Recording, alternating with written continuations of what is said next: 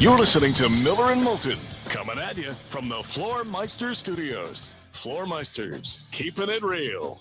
And now, here's Mark Miller and David Moulton.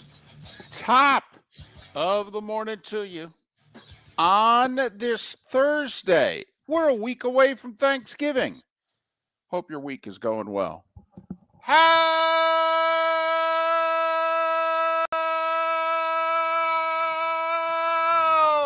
the heck are you, Miller and Moulton? MillerandMoulton.com, Miller_Moulton on X. Mark, how are you? Good morning, David. I am doing well. I mean, we're a week away from the bird. And I don't mean driving down 41 giving someone the bird because they made a 3-lane change. I mean Turkey Day. And you know I love Thanksgiving. Bought my sweet potatoes yesterday. Had to make a quick stop at the store. There was a big vat of sweet potatoes there. I'm like, you know what? Time to get my sweet potatoes. Check that off the list. Okay. How much of the dinner have you purchased in preparation for making it? The sweet potatoes. Okay. No, I mean, that's it. That was the first purchase. Today, I will go to Costco. I will get the bird. I'll get the potatoes. I'll get the whole damn thing. We'll go nuts today. How many people are going to be over? Let's see. We have, I believe there will be 8. Wow. 8. Yeah. My family, my wife, my 2 kids, both my mother and my mother-in-law, and then my wife's cousin and her husband. Oh, okay. Is there a rule of thumb, like how many pounds per person in terms of the size of the bird? You know, I'm sure there is, but I just buy the biggest damn turkey I can get. So you just so you don't go by feel, or you don't go like, oh, that looks like that'd be big enough. You just go, where's the biggest? I will go through the vat of turkeys at Costco and look for something that has like an 18 or a 19 pound to it. Okay. Because the whole point of this is once I get all these people out of the house, that I have leftovers. I was going to say, have you ever purchased 2? Funny you say that. I was thinking about it. I was actually thinking about it for this year, and I've got my smoker, and I was going to smoke a bird, but I don't like to experiment with a big day. You know, I may smoke a turkey another day. Have you thought about, like doing the standard and then maybe for the next day doing a turducken or something like that? No. Oh, no. You asking me to cook on Friday after Thanksgiving, for crying out loud? Well, you love it. You love it. And besides, there's a lot of work into Thanksgiving. Thanksgiving is an all-day affair. It is the one day in which my mother and I get along really well because she always helps. We do I think, a pretty good job of getting everything accomplished to make a nice meal. But I can't spend that much time in the kitchen with my mother on back-to-back days. Adam in our Twitch chat room says there is a rule of thumb. You thaw 4 pounds per day in the fridge. Does that sound right? No. Sure. I don't know. I don't know exactly what he's talking about. You're spending days buying the stuff, preparing, then to cook all day. Thanksgiving for me is about an hour. Right. It's time to eat. I show up. No, I show up what time it is to eat. I sit down. I eat for an hour. I graze hard for an hour. I let everybody go first, by the way. I just sit there. They go, it's a go. Oh, yeah, I know. No, just take what you're going to take. No, I'm good. Don't worry. I'll get mine. So where who's cooking Thanksgiving this year in the Moulton house? Is your daughter and son-in-law cooking Thanksgiving? No, Thanksgiving is the holiday that they do with his side of the family. Gotcha. So no. So you pick up a pre-made Thanksgiving dinner from somewhere and bring it home? No, the funny we're my wife's cooking a bird. Has she done that before? She has. She's actually pretty good at it. She does a decent Thanksgiving. She really All right. does. Now, we may, purchase the sides, although my wife has said, I think I'm going to do, mashed potatoes. And I'm like, yeah, we do mashed potatoes. I go to Publix and I buy them in the container and we rip the top off and we put it in the microwave. She goes, no, I think I'm going to do mashed potatoes. And I said, why? And she looked at me and I go, hey, you can't screw it up. The buying it's already whipped. There's no lumps. I go, I appreciate the effort, but listen, you're doing the turkey. You don't need to do any more. I mean, you're just catering to me, for goodness sake. Your mom will eat whatever, we put on the plate. She's not going to eat that much anyway. Just rip off the top and put it in the microwave, huh? Yeah, that's how we get the potatoes done. Right. No rice are needed. No potato rice are needed in your house. We just rip the top off and put them in the microwave. I've seen those before. It's funny. I may go look for one during a commercial break and see if we have one. We must. I don't remember seeing it in the 3 years we've lived here. How often, and I know you don't really ever cook, meaning you or your wife, but how often do you open a drawer in your kitchen, looking for Scotch tape, a pen, scissors, whatever the case may be, and you actually open the utensil drawer and you see something in there and go, what's this for? Yeah, sometimes I'm looking for a plastic bag, something Right. to put, just like a Ziploc bag of some kind. And I'll open a drawer and I'll go, so that's what's in there. But I mean, Mark, even if I saw, a big piece of cooking ware, it's not going to inspire me. No, I just wondered if you look and go, what's that? If you're ever inquisitive and open it, because your wife did put signs on a baking sheet. Which I have right here. This is the oven, right? Right. I have this is the oven. Oven, right. Yes. Turn on and off. Yes. I actually wrote these instructions recently. Right. So, yeah. No, if she's going to treat me like that, then I'm not going to match. I'm going to match with the same amount of intensity, towards the kitchen. Right. I mean, are you going to put signs up for her for Thanksgiving? Just to get back at her a little bit. That's a great idea. And take pictures maybe and send them out. Yes. All right. Maybe send out a post on X, something about, ability to contact police and fire and ambulance at any moment. What's your over under for rounds of food? You said you graze for an hour, but you're not, I've been with you before and you've talked about a buffet. You're not afraid to stack the plate high. I'm one that would really and truly rather have, 4 or 5 plates, but I'm not going to have it 4 inches high and covered. I may just take a few things and then get another plate with a few other things, if you know what I'm saying. So if I were to put your plate total at 2.5, considering how high you stack the plate, will you go over 2.5 trips through the, buffet line, if you will, on Thanksgiving? Sure. I mean, first off, it's a standard 2 trips in the first hour. I mean, standard and stacked, as you said, very high, like almost needing a stepladder high. And then, no, I'm done for now. And then let the games begin. And then at some point, during the Cowboys game, it'll be like, I think I'm hungry. I mean, Thanksgiving dinner to me is kind of like going out and having Chinese food. 2-3 hours later, you're like, man, I'm hungry. It's funny you say that, because I was thinking about this morning, because my mind is now switching to Thanksgiving. Like I'm all in for the next week on Thanksgiving. Oh, I know. It's second best holiday in the nation. Right. Only behind 4th of July, everyone. And why? No. This is important for everybody to know.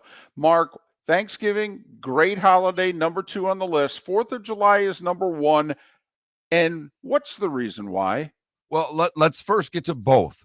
You do not have to buy gifts for either the 4th of July or Thanksgiving.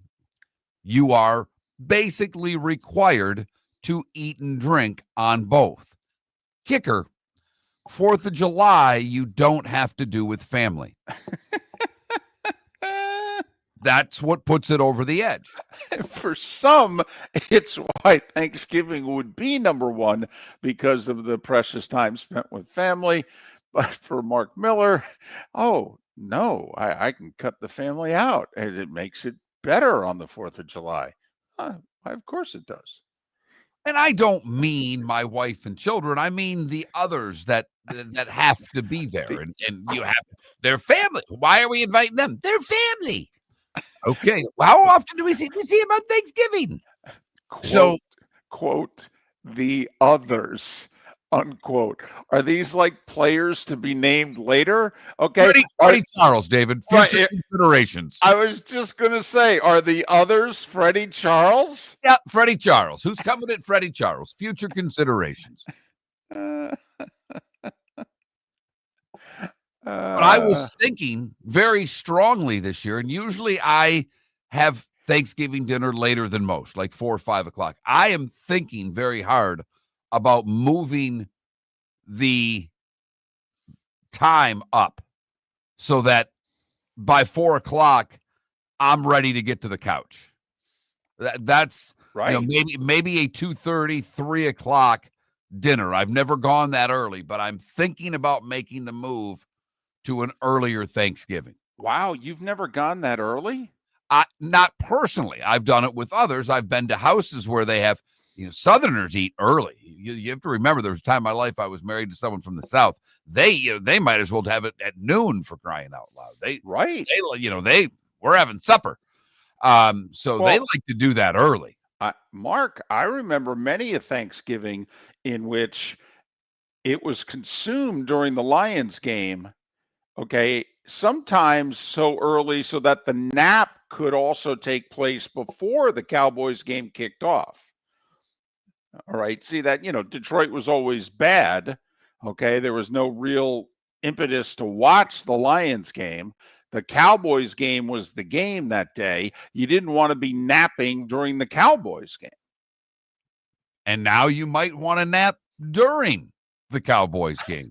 Although the NFL said this year, hey, how about record ratings? How about Cowboys Chiefs? Your roof is your home's first line of defense. At Pelican Roofing of Florida, Ronnie, John, and their team bring years of experience to protect what matters most, your family and your business. From residential repairs to large-scale commercial roofing, we deliver honest work, fair pricing, and quality you can trust. An upgrade on your roof can lower your insurance costs. Don't wait for a leak to turn into a disaster. Call the experts at Pelican Roofing today. 1-866-9-PELICAN. That's 1-866-9-PELICAN. Online at pelicanroofingcompany.com. CCC 1332512. Let's talk the big differences between Floor Meisters and the big box store that sells flooring. Floor Meisters is family owned. They do flooring, not doors, nuts and bolts, or weed killer. They specialize in it. They know it. Floor Meisters backs their installer, so if there's ever an issue, good chance the boss, TJ, will come out and make it right. Floor Meisters prices beat the box stores every day of the week. When you think flooring, think Floor Meisters in Naples. FloorMeisters.com. Real people, real prices, real quality selection. The Floor Meisters, just keeping it real. American Paint Supplies is your one-stop shop for all your coating needs and has been for 30 years. American Paint Supplies is also your #1 Festool dealer in Southwest Florida. If you are a builder, cabinet maker, painter, or power tool enthusiast, Festool craftsmanship can be found at American Paint Supplies. Celebrating 30 years of service, and Festool is celebrating 100 years of excellence. Come to American Paint Supply for a perfect pairing of service and expertise on 6100 Shirley Street, Naples, off of Pine Ridge, or online at AmericanPaintSupplies.net. This year during Thanksgiving week, Fort Myers takes the national stage, hosting not one but two elite women's college basketball tournaments, the Fort Myers Tip-Off and Coconut Hoops, both featuring Power 4 teams and nationally ranked programs. Few places in the country can showcase this level of talent. We're proud that Fort Myers is one of them. Don't miss your chance. For tickets, go to visitfortmyers.com/basketball. Lee County, building a better community through business, sports, and tourism. This is Miller and Moulton.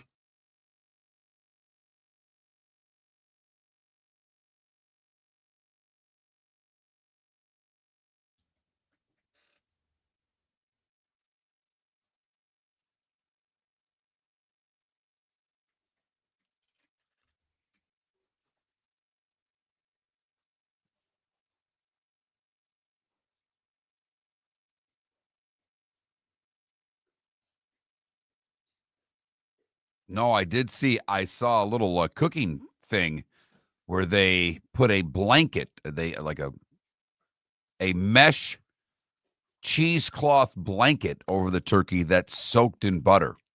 It looked pretty amazing. But we go with the standard, the roasted turkey. That's what I do. I know someone texted in that I could smoke a turkey breast. I probably could, but I'm going to use the smoker for an appetizer, I believe.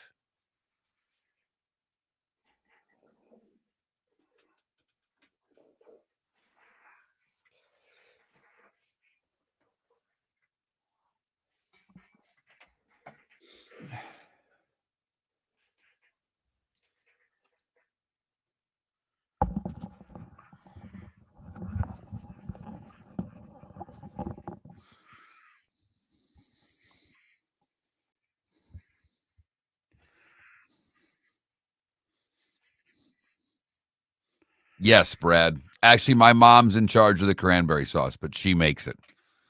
My mom does the cranberry sauce. She does the stuffing, which I can do, but hers, it's fantastic, so I don't really mess with it. I will do the sweet potatoes, the potatoes, doing greens this year. I've never done greens for Thanksgiving, but the guy I get the stone crab from is also a farmer and has some mustard greens, so we're going to do some greens this year because my son and wife love either collards or mustard or whatever, both, whatever the hell the case may be.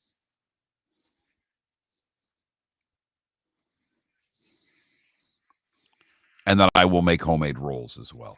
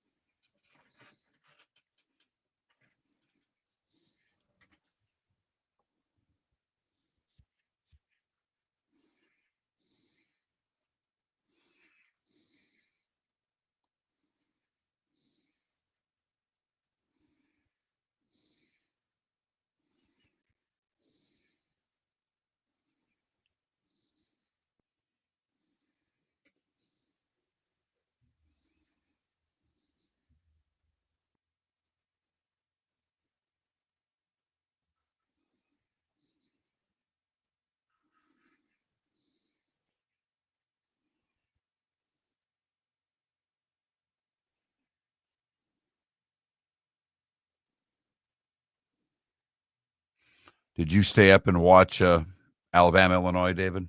Mm-hmm. Looked like it was a pretty good game. Yeah, it really is.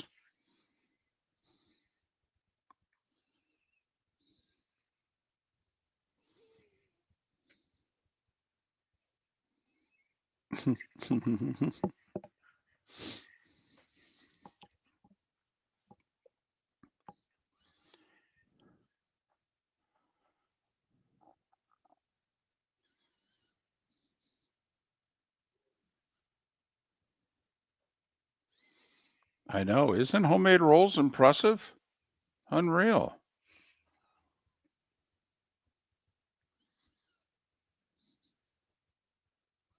They both were good. They both were good.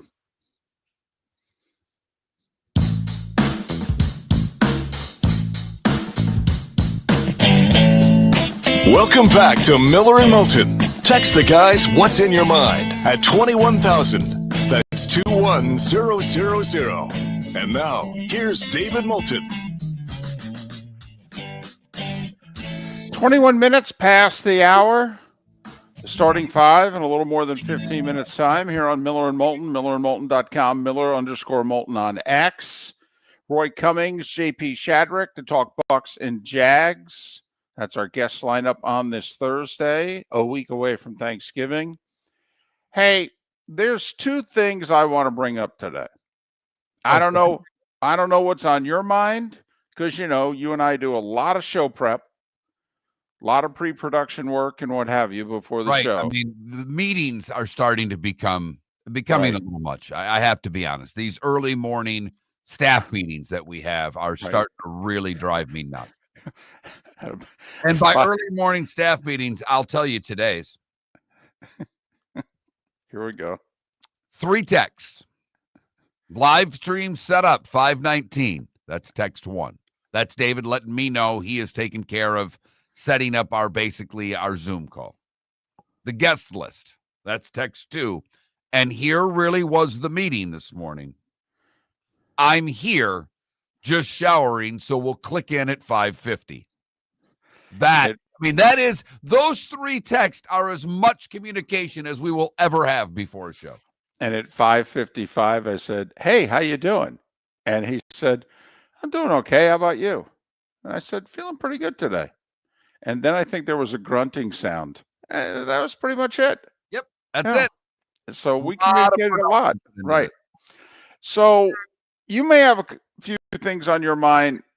Here's something, not to sound like, Eastwood on the porch, not to sound like grumpy old guy. I like Josh Hart.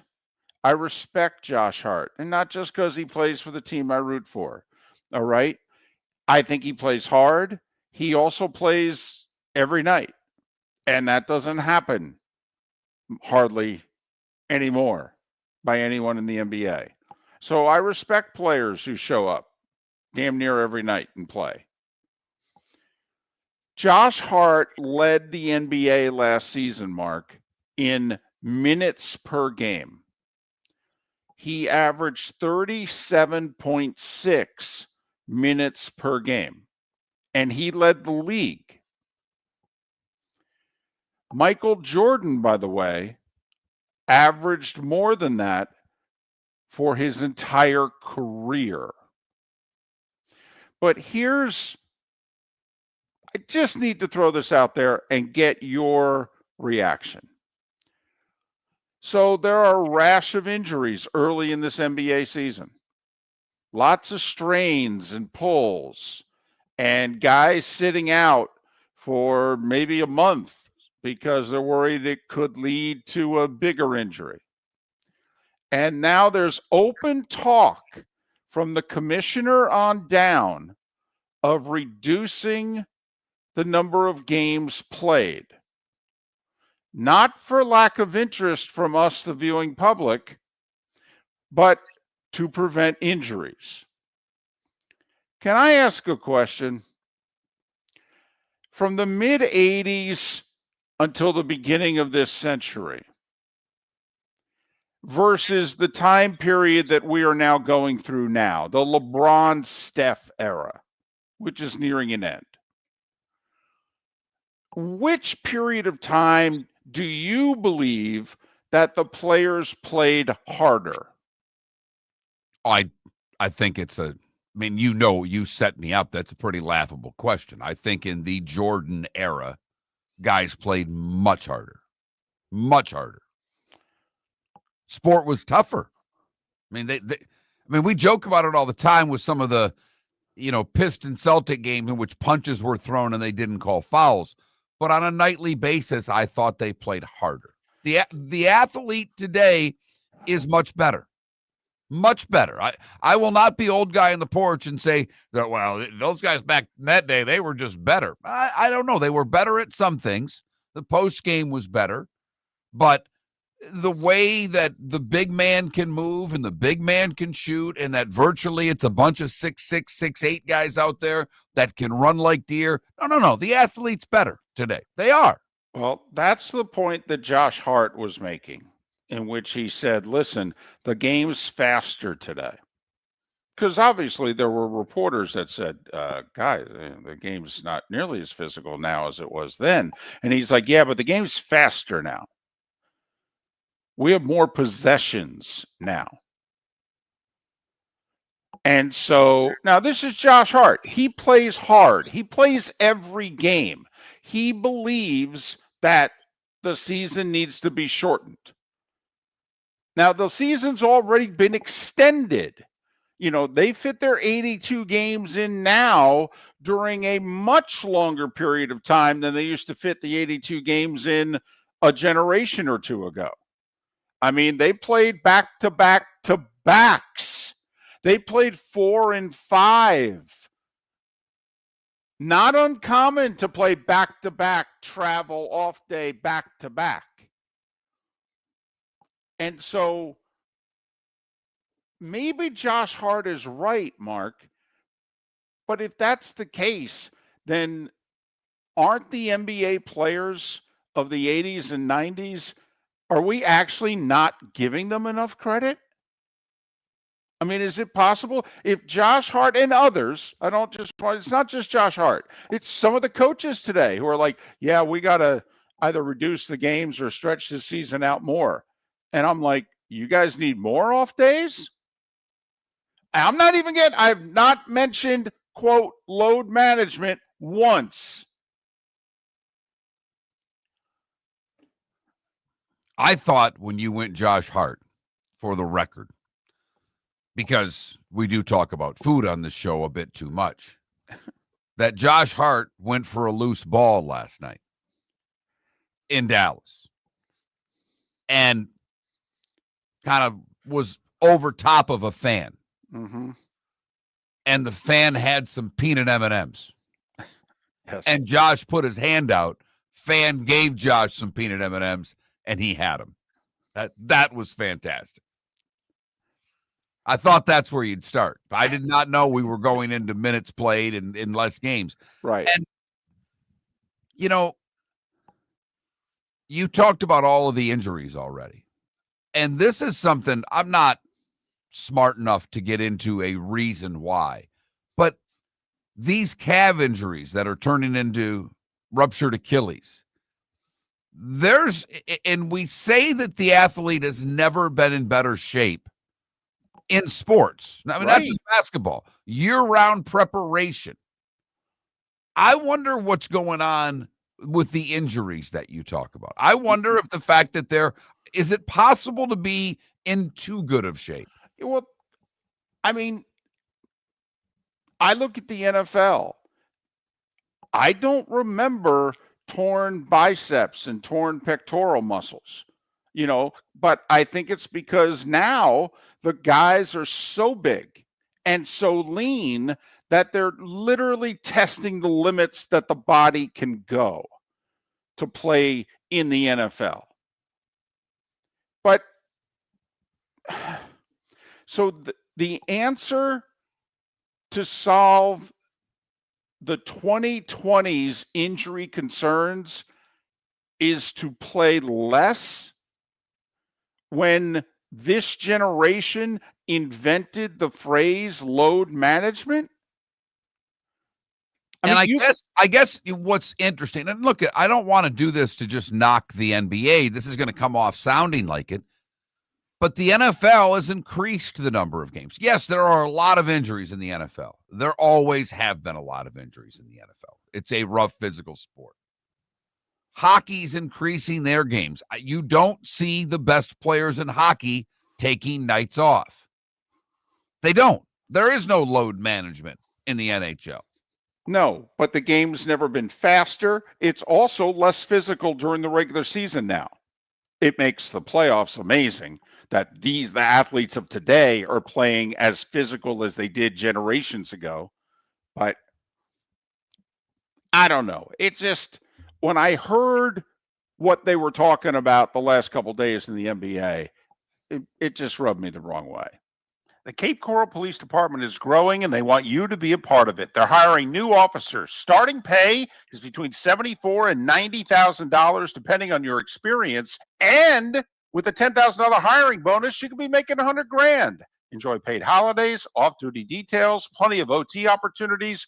They're also hiring dispatchers and professional staff. So go to CapeCops.com. CapeCops.com. Be brave, be best, be Cape. Football season is back, and celebrate your game day with Jimmy the Beef Guy. We're talking tender, juicy Chicago beef sandwiches. Whether your party's for 10, 100, or 200, bring game day to your house with Jimmy the Beef Guy. The catering packages come with the beef, the gravy, the peppers, the bread, everything you need. 2 convenient locations, Fort Myers and Bonita Springs. Skip the ordinary and bring the beef. Jimmy the Beef Guy, Chicago flavor, Southwest Florida style. Call today or visit jimmythebeefguy.com. Tell him Miller and Moulton sent you. Let's talk the big differences between Floor Meisters and the big box store that sells flooring. Floor Meisters is family owned. They do flooring, not doors, nuts and bolts, or weed killer. They specialize in it. They know it. Floor Meisters backs their installer, so if there's ever an issue, good chance the boss, TJ, will come out and make it right. Floor Meisters prices beat the box stores every day of the week. When you think flooring, think Floor Meisters in Naples. FloorMeisters.com. Real people, real prices, real quality selection. The Floor Meisters, just keeping it real. Mark Miller for Sleep Treatment Direct. They are helping me with sleep apnea. And by helping me, I mean curing me. No more CPAP machine. No more snoring. No more tossing. No more waking up exhausted. Their expert team got me the right treatment, fast and hassle-free. If you want to feel energized and get rid of your snoring, call Sleep Treatment Direct today. 444-1741. That's 239-444-1741. Sleep Treatment Direct. Sleep safe and sound. This is Miller and Moulton.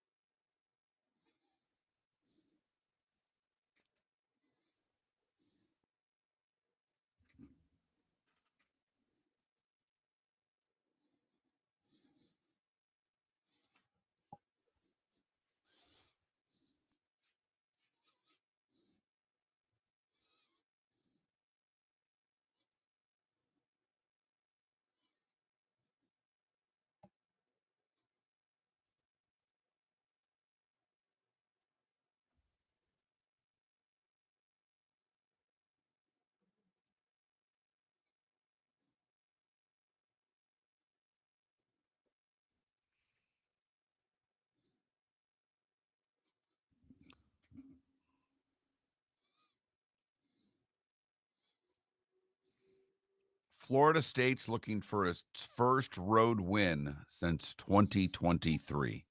Unreal. I can't even update my X page because I need to keep staring at this for when it's a viable time to talk about it.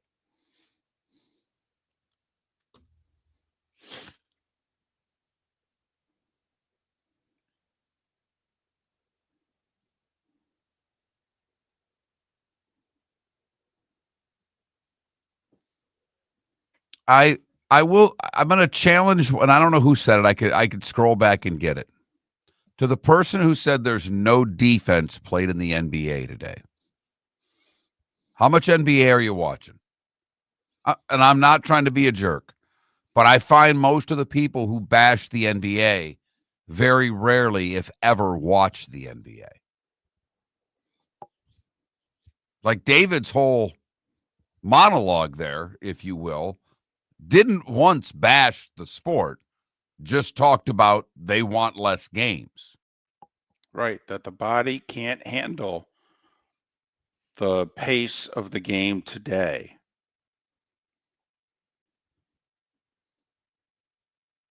In the amount of time that they have to play the games. And I just find that hard to believe. That I don't think it's the number of games. Then I think then there needs to be a serious sit down with, I don't know, trainers. Well, what are we doing wrong? Seriously, what are we doing wrong now? Why is it that better athletes who are better conditioned?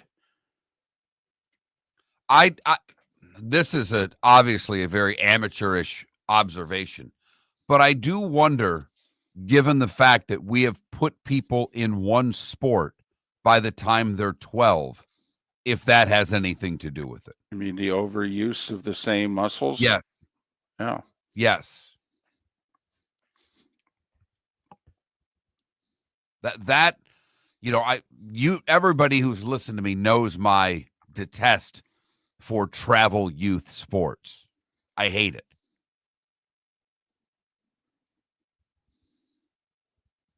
In fact, I saw it was a old pitcher, and I forgot who the two coaches were, but they were at Drake May's basketball game, and they were football coaches. I want to say it was Saban and somebody else.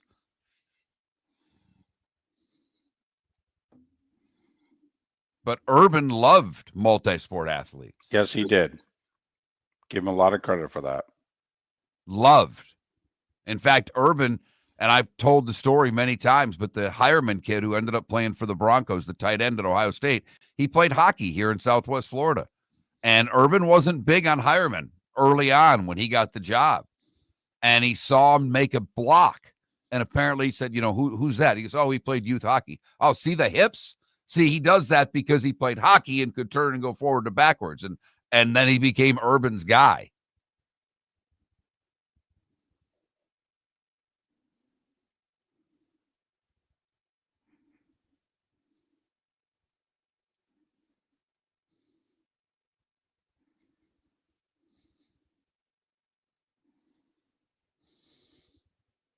But this is where travel ball has superseded high school sports.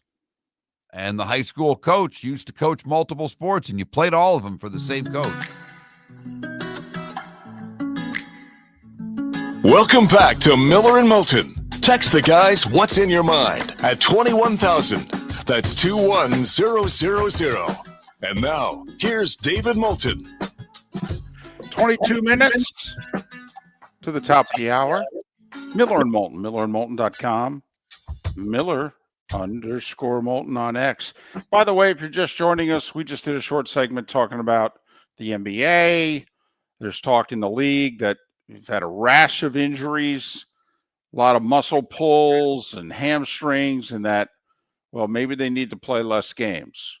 And taking load management out of the fact that many do play less games now.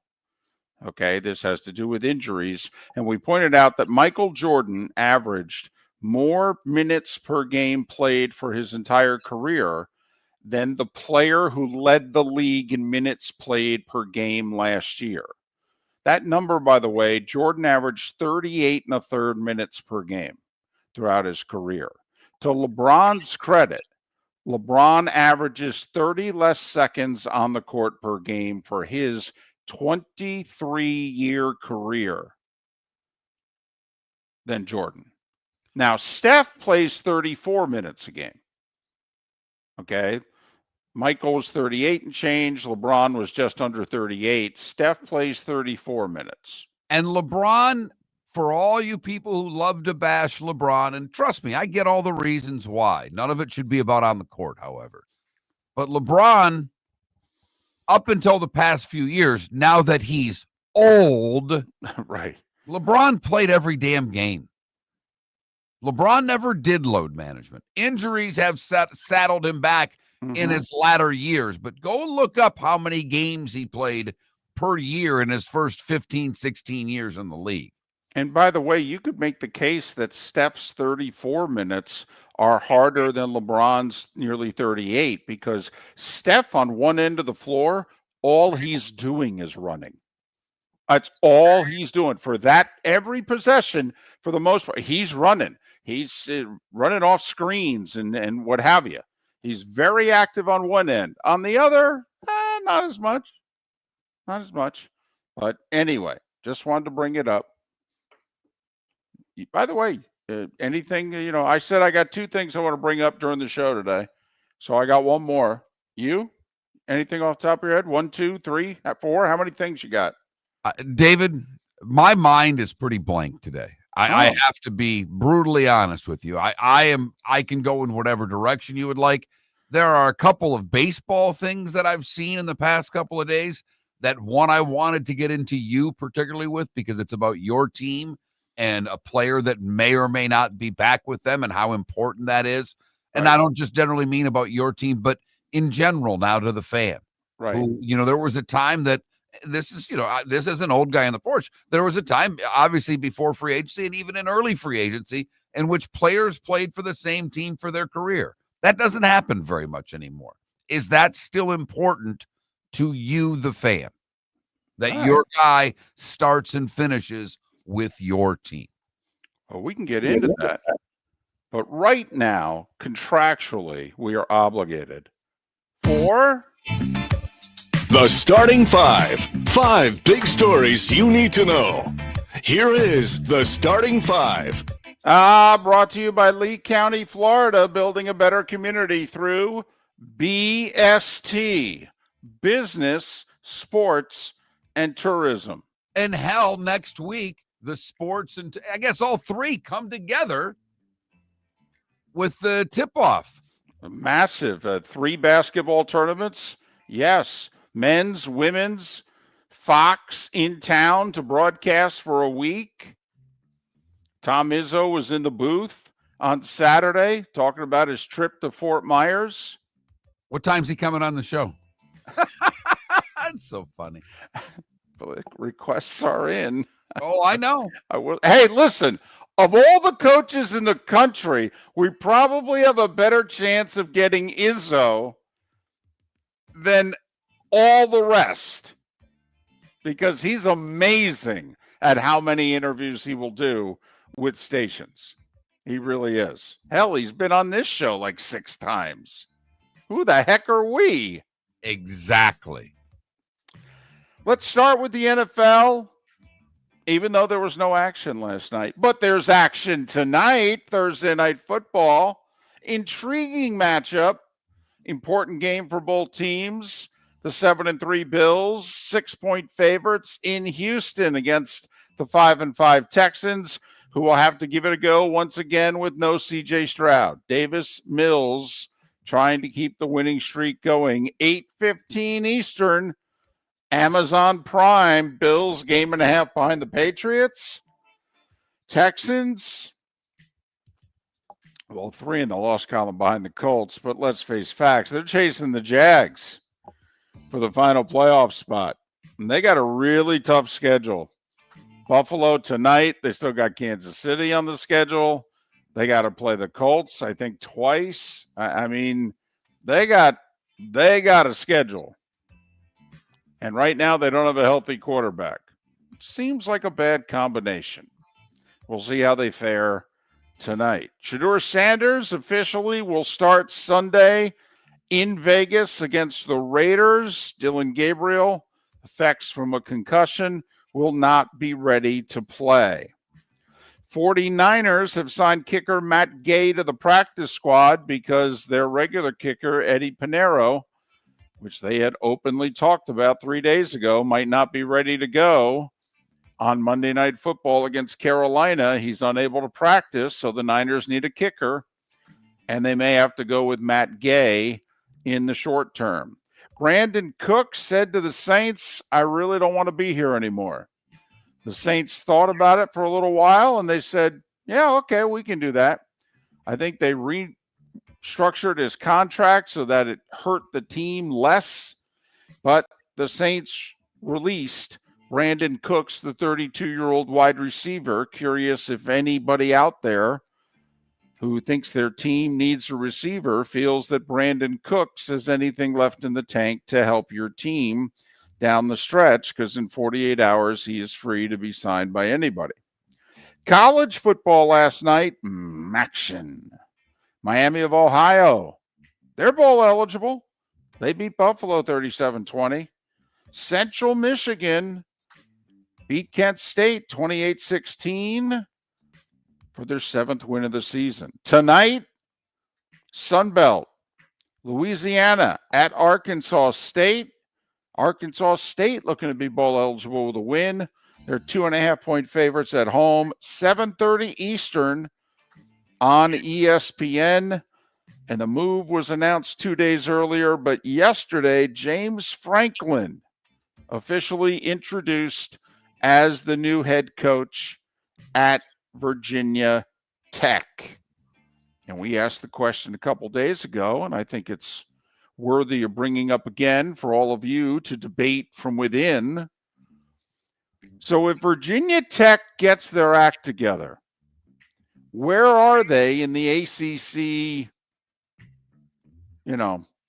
pantheon list there. Are they a top 4, 5, 6, 8?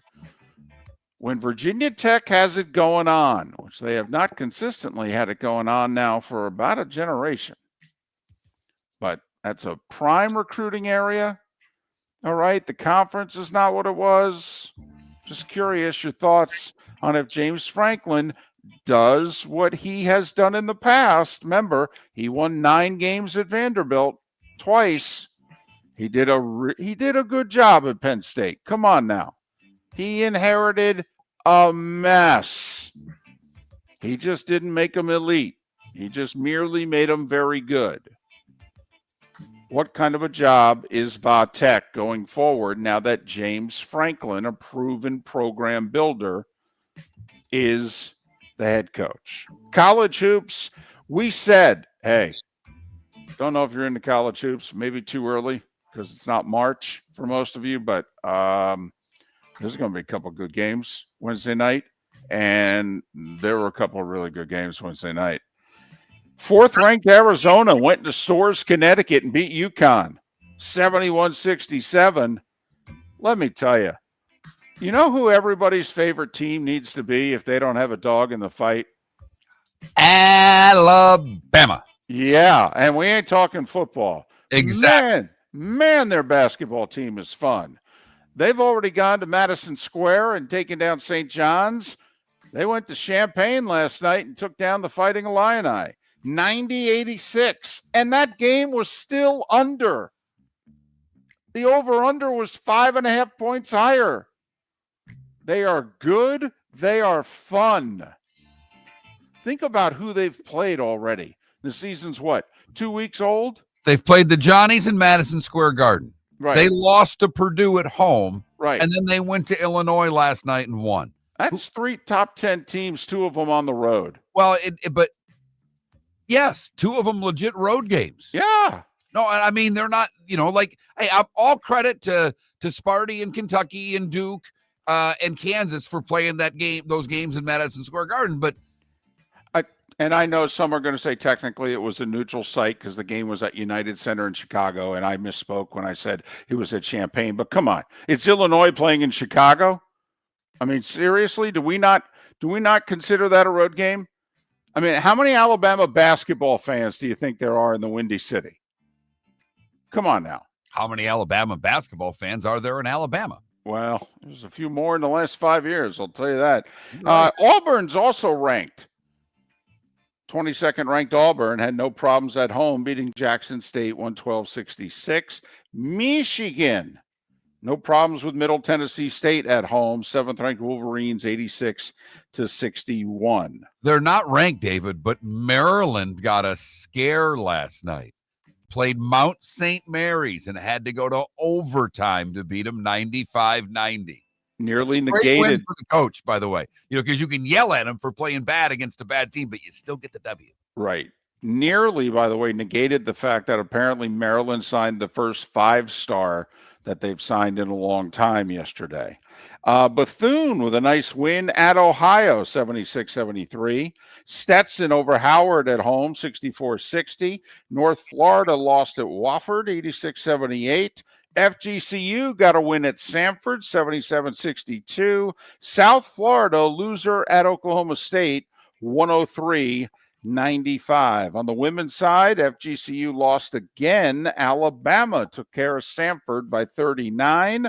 There were 8 games in the top 25 on the women's side. 7 of the seeds won, but Oklahoma State lost at St. John's. Good win for the Lady Johnnies. NBA, 9 games last night. Miami down 2 the start of the 4th. Whooped up on the Warriors, 110-96. Knicks get their first road win, 113-111. Rockets have won 5 straight. They beat Cleveland, 114-104. The Pacers picked up their second win of the year. That's because Charlotte only has 4 wins, 127-118 Indiana. 5th straight win for Toronto. They went to Philly, beat the Sixers 121-112. The Bulls blew a huge 4th quarter lead, then had Vucevic hit a 3 at the buzzer to escape Portland with a 122-121 win. Julius Randle, that is, 32 points, 10 rebounds. T-Wolves over the Wizards by 11. Once again, Nuggets played. That means Jokic had a triple-double, 28 points, 11 rebounds, 12 assists. Denver beat the 2-13 Pelicans, 125-118. And the Thunder are 15-1. They beat Sacramento by 14. 4 games in the NHL. Ovechkin scored. McDavid with 3 assists. Washington 7-4 over Edmonton. That's goal number 904 for Ovi. 2 empty netters for Washington to secure the victory. So that's really more like a 5-4 game for what it's worth. Calgary with 4 in the third to beat Buffalo 6-2. The Wild are 5-0-1 in their last 6. They beat Carolina 4-3 in a shootout. And a late game-winning goal by Ian Moore. Anaheim 4-3 over the Bruins. By the way, the Panthers, they've had a ton of injuries. They just lost defenseman E2 Louis Theranen. Anyway, he's weak. Did you see how they lost him? It was officially, quote, a barbecue mishap, unquote. Correct. And he's week to week because of the barbecue mishap. Burns in a barbecue incident. This comes on the heels of Jack Hughes having surgery after cutting his finger at a team dinner. And a minor deal in baseball. The Braves, well, not minor for them. They re-signed their closer, Iglesias, and they traded with Houston for the Gold Glove winning utility guy, Mauricio Dubon. So maybe we're going to start to get some movement in the baseball offseason. Had a couple trades and now a couple signings. And at 7 minutes before the hour, that was the starting 5. 5 big stories and a trade and a signing in baseball here on Miller and Moulton. You know, I should have said a barbecue incident, David. That's what I should have said. 5 big stories and a barbecue mishap here on Miller and Moulton. Brought to you by Lee County, Florida, building a better community through business, sports, and tourism. Your roof is your home's first line of defense. At Pelican Roofing of Florida, Ronnie, John, and their team bring years of experience to protect what matters most, your family and your business. From residential repairs to large-scale commercial roofing, we deliver honest work, fair pricing, and quality you can trust. An upgrade on your roof can lower your insurance costs. Don't wait for a leak to turn into a disaster. Call the experts at Pelican Roofing today. 1-866-9-PELICAN. That's 1-866-9-PELICAN. Online at pelicanroofingcompany.com. CCC 1332512. Let's talk the big differences between Floor Meisters and the big box store that sells flooring. Floor Meisters is family owned. They do flooring, not doors, nuts and bolts, or weed killer. They specialize in it. They know it. Floor Meisters backs their installer. So if there's ever an issue, good chance the boss, TJ, will come out and make it right. Floor Meisters prices beat the box stores every day of the week. When you think flooring, think Floor Meisters in Naples. FloorMeisters.com. Real people, real prices, real quality selection. The Floor Meisters, just keeping it real. At the Diamond District, we know what you want. Experience wall-to-wall diamonds during our Diamond event, November 21st through 23rd. This is our biggest event of the year, featuring an expanded collection of GIA certified diamonds, designer jewelry, and exclusive collections from Tacori. This is the perfect time to start your holiday shopping. More diamonds, more choices. November 21st through 23rd, only at the Diamond District. At the Diamond District. For over 50 years, the Nolan family has been dedicated to protecting local families. Nolan Family Insurance is a second-generation independent agency that specializes in home, flood, auto, and boat insurance. They take the time needed to explain your coverage options and answer your questions so you can make an informed decision that's right for you. If you're looking for an agency that treats you like family, call 941-639-1122 or go to nolanagency.com. That's 941-639-1122 or nolanagency.com. Got a cracked window or foggy glass? Don't wait for the next storm to make it worse. Your local Glass Doctor Home and Business is just down the road and ready to help. From leaky frames to shattered panes, we've got the tools and the know-how to get your home or business storm ready. With flexible scheduling and our done right promise, you'll be in good hands. So before or after the weather hits, call your neighbors at Glass Doctor. Glass Doctor, Glass Doctor.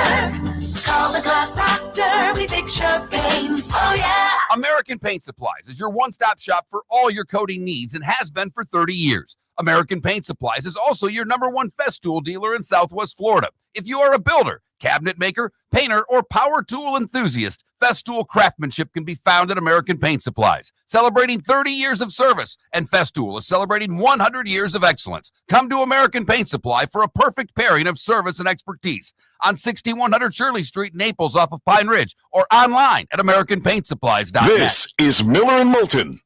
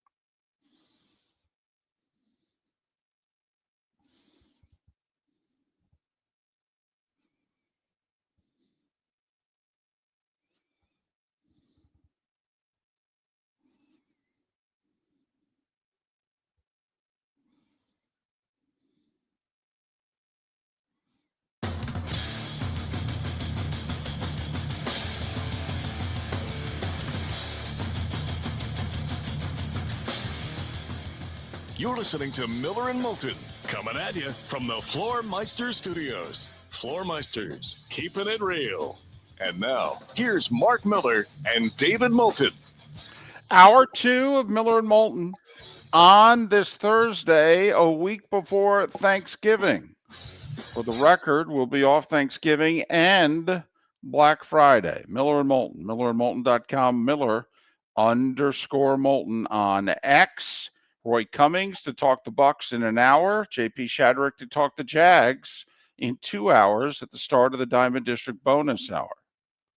David, I know that we are as guilty of it as anyone in the country, but we don't focus on conference championships because most of you don't seem to care anymore about who wins a conference. It's about who wins a natty. In fact, right now, SEC teams don't want to play in the conference championship. Teams like Georgia would be very happy with Alabama beating Auburn and representing the SEC taking on A&M in the championship game. Every Georgia fan I know that I talk to is like, I got no problem, missing the SEC title game. I'd rather have the week off, get ready for the playoff. But, David, we have some fun facts regarding conferences.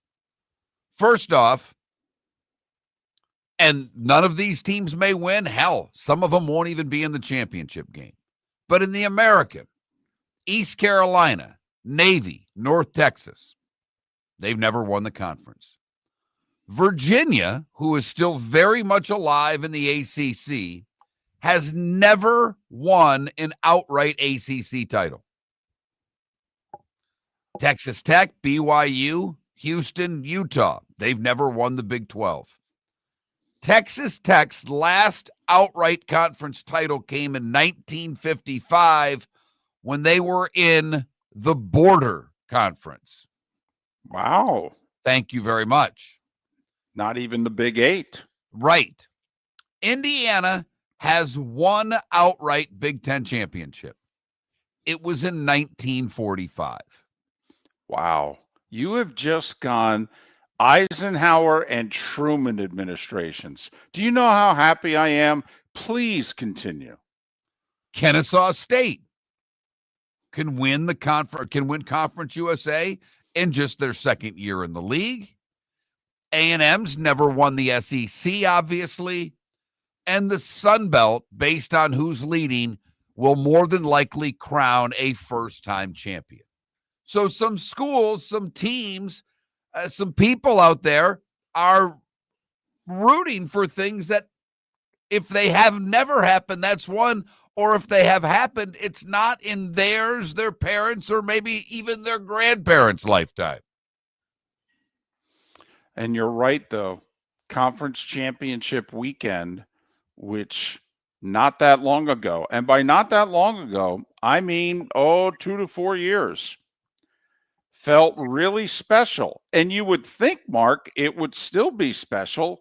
I mean, there are automatic berths in the playoff that you get by winning those games, and yet seemingly they're losing in importance, not gaining. Exactly. Another little college football footnote for you. That's some of the good. I'll give you the ugly. Florida State Friday plays NC State on the road.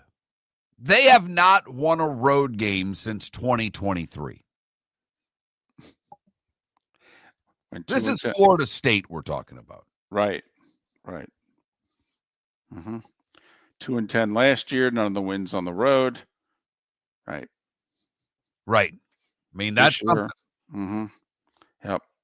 This all came to me, David, because you know what I was trying to figure out during one of the breaks? What the MAC championship scenarios are. Oh, my goodness. Why would you do that to yourself?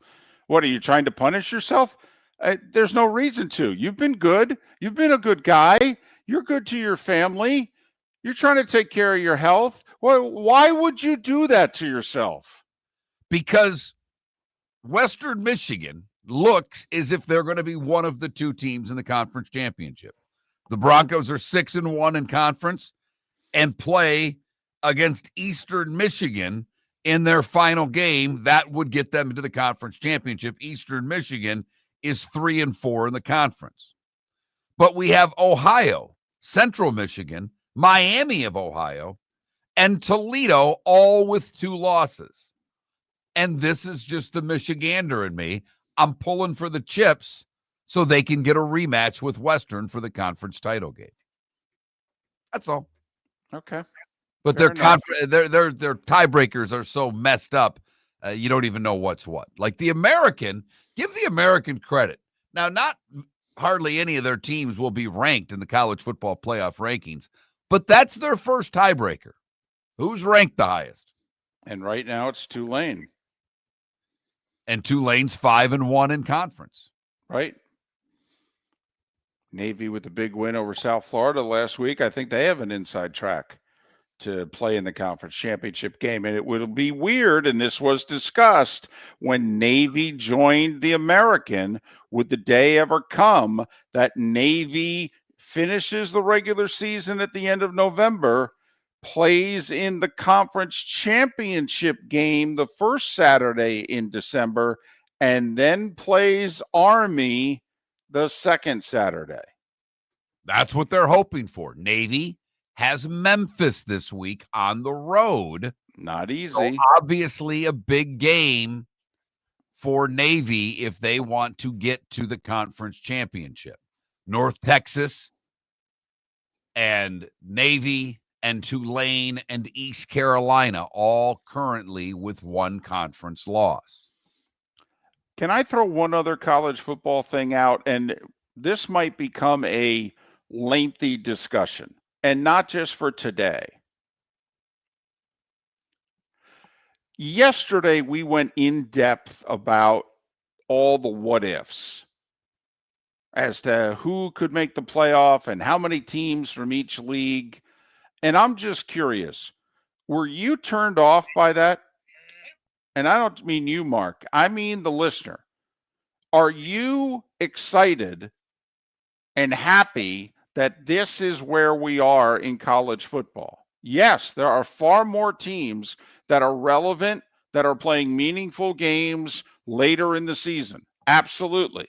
Obviously, we have more playoff teams, and we could get even more. Yeah. But, by the way, Petiti's asking for 24 again. Right. And for that, it's easy to mock him. But after our show yesterday, I got to thinking, is this what the college football fan wants? Us debating 10-2 teams from different conferences and who should go versus the other and what criteria are we using? And we seem to change the criteria based on a whim, and not just year to year, but hell, week to week. And does an early season loss mean more or less? Or was Petiti right about one thing? Why don't we just go 4-4-2-2-1-1 and then have 2 spots available, and that's what gets debated? I think he's 100% wrong. Really? I understand, yes, because one, I don't want these 3-6-4-5 play-in games. No, I didn't say that. I didn't say that. I just said, but David, if he gets the 4-4-2-2-1, that's what you're going to get. One means the other. You can't say one without talking about the other. You cannot. Because that's what they're trying to do. Well, that's what they will do if they get a 4-4-2-2-1-1-1-1-1 XYZ. I don't know if they will, because they need their television partners to go along with it. And I don't know that the television partners will. But once again, like, put it this way. If you're, and the SEC fans going to go, 4 is not enough. Well, you got 3 last year. Now, you might get 5 this year, but you got 3 last year. And also, don't you think if you agreed to the 4-4-2-2-1-1, you'd get at least 5 every year when we go to 16? Come on. Like, one of those 2 wild cards isn't going to be an SEC team? Really? But how, if you're the Big 12 or ACC commissioner, how can you be on Sankey's side? Look at what's transpiring now. The ACC is only going to get one. All right. And for that matter, you know what? Today, the Big 12 was only getting one because Alabama's getting the last spot, and it ain't going to BYU or Utah. So you're going to play 2 years in a row. You're going to have a pretty salty conference 2 years in a row. You're going to get one team 2 years in a row. And Petitti's promising you two. Every year, he's promising you two. With 2 wild cards still at stake. And if Notre Dame, by chance, isn't eligible, there's 3 wild cards available. Look, I hate the automatic bids. I hate everything about it. I don't think it's fair, first and foremost, but I don't like the idea of what it will bring us. And you know what, David? You know more about the television world because you're very much entrenched in it. I'd be willing to make a bet with you that the television partners would go along with 2 play-in games instead of 1 conference championship game, because I think over the course of the next couple of years, you're going to see the numbers for these championship games go down in ratings. And when that happens, they'll say, how can we get our ratings back? Well, these play-in games may do better. That's the first thing. But the bigger problem to me is that, like everything, 4 was fine. We had talked about 6 and 8, and we made the jump to 12. Now we're talking about 24 or 16. Well, I mean, in fairness, only Petitti's talking about 24. No one, even Sankey, isn't talking about 24, and he believes only SEC teams should be in the damn playoff. But I know it won't happen because we always go bigger. I'm actually really comfortable with 12. Okay. I think 16's too many. And it is a sport that has lived and thrived on public opinion. It's what makes the sport. And to have a 4-4-2-2-1-1-1 system, I think takes some of that oxygen away from what drives college football. Let's talk the big differences between Floor Meisters and the big box store that sells flooring. Floor Meisters is family owned. They do flooring, not doors, nuts and bolts, or weed killer. They specialize in it. They know it. Floor Meisters backs their installer. So if there's ever an issue, good chance the boss, TJ, will come out and make it right. Floor Meisters prices beat the box stores every day of the week. When you think flooring, think Floor Meisters in Naples. Floormeisters.com. Real people, real prices, real quality selection. The Floor Meisters, just keeping it real. American Paint Supplies, celebrating 30 years in Naples, is proud to be the exclusive Farrow and Ball dealer in Southwest Florida. The best thing to come from the UK since the Beatles, Farrow and Ball has the colors and paints at American Paint Supplies. See why all the designers and painters choose Farrow and Ball. For 30 years, American Paint Supplies provides the perfect pairing of service and expertise on 6100 Shirley Street in Naples off of Pine Ridge, or online at AmericanPaintSupplies.net. American Paint Supplies is your one-stop shop for all your coating needs. The Cape Coral Police Department is growing, and they want you to be a part of it. They're hiring new officers. Starting pay is between $74,000 and $90,000, depending on your experience. And with a $10,000 hiring bonus, you could be making $100,000. Enjoy paid holidays, off-duty details, plenty of OT opportunities. They're also hiring dispatchers and professional staff. So go to CapeCops.com. CapeCops.com. Be brave, be best, be Cape. Your roof is your home's first line of defense. At Pelican Roofing of Florida, Ronnie, John, and their team bring years of experience to protect what matters most, your family and your business. From residential repairs to large-scale commercial roofing, we deliver honest work, fair pricing, and quality you can trust. An upgrade on your roof can lower your insurance costs. Don't wait for a leak to turn into a disaster. Call the experts at Pelican Roofing today. 1-866-9-PELICAN. That's 1-866-9-PELICAN. Online at PelicanRoofingCompany.com. CCC 13325. This is Miller and Moulton.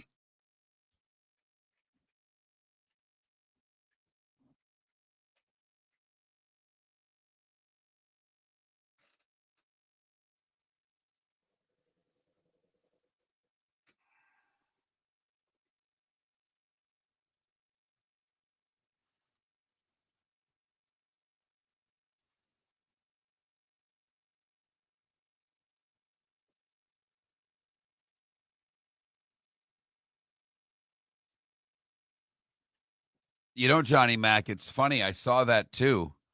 Remember when people smoked? It is so odd now to see someone ripping a lung dart. And I'm a former smoker, so I'm certainly not bashed anybody that wants to, rip a Pall Mall. But it is, I saw that this morning too, and I kind of chuckled.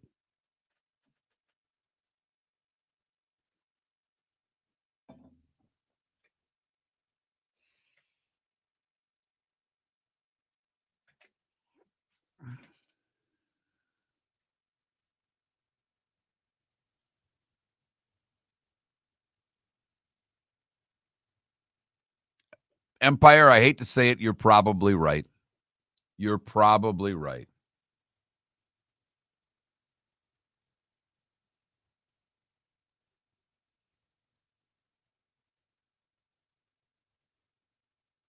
Right, yeah. I mean, there's a lot, I'm right there with you. Right there with you, Johnny Mac. I think the smell is disgusting, and I used to rip heaters regularly.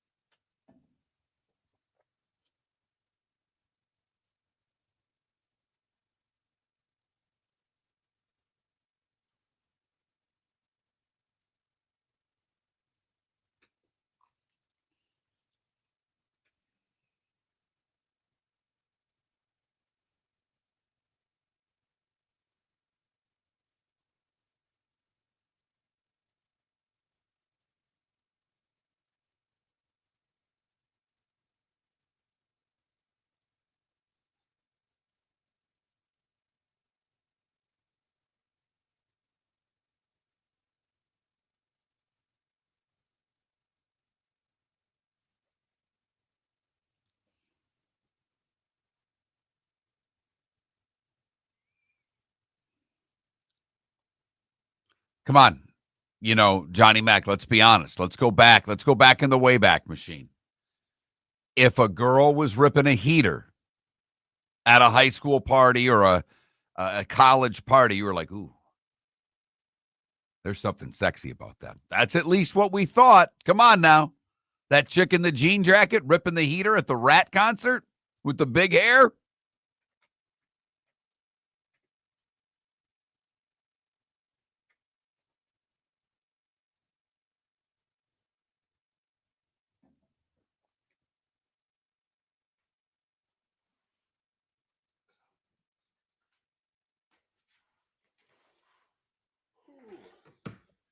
It's funny, Empire.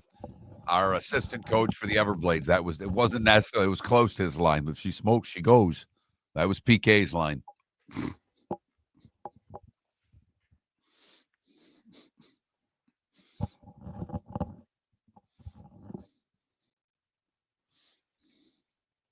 Not to mention Marlboro Miles.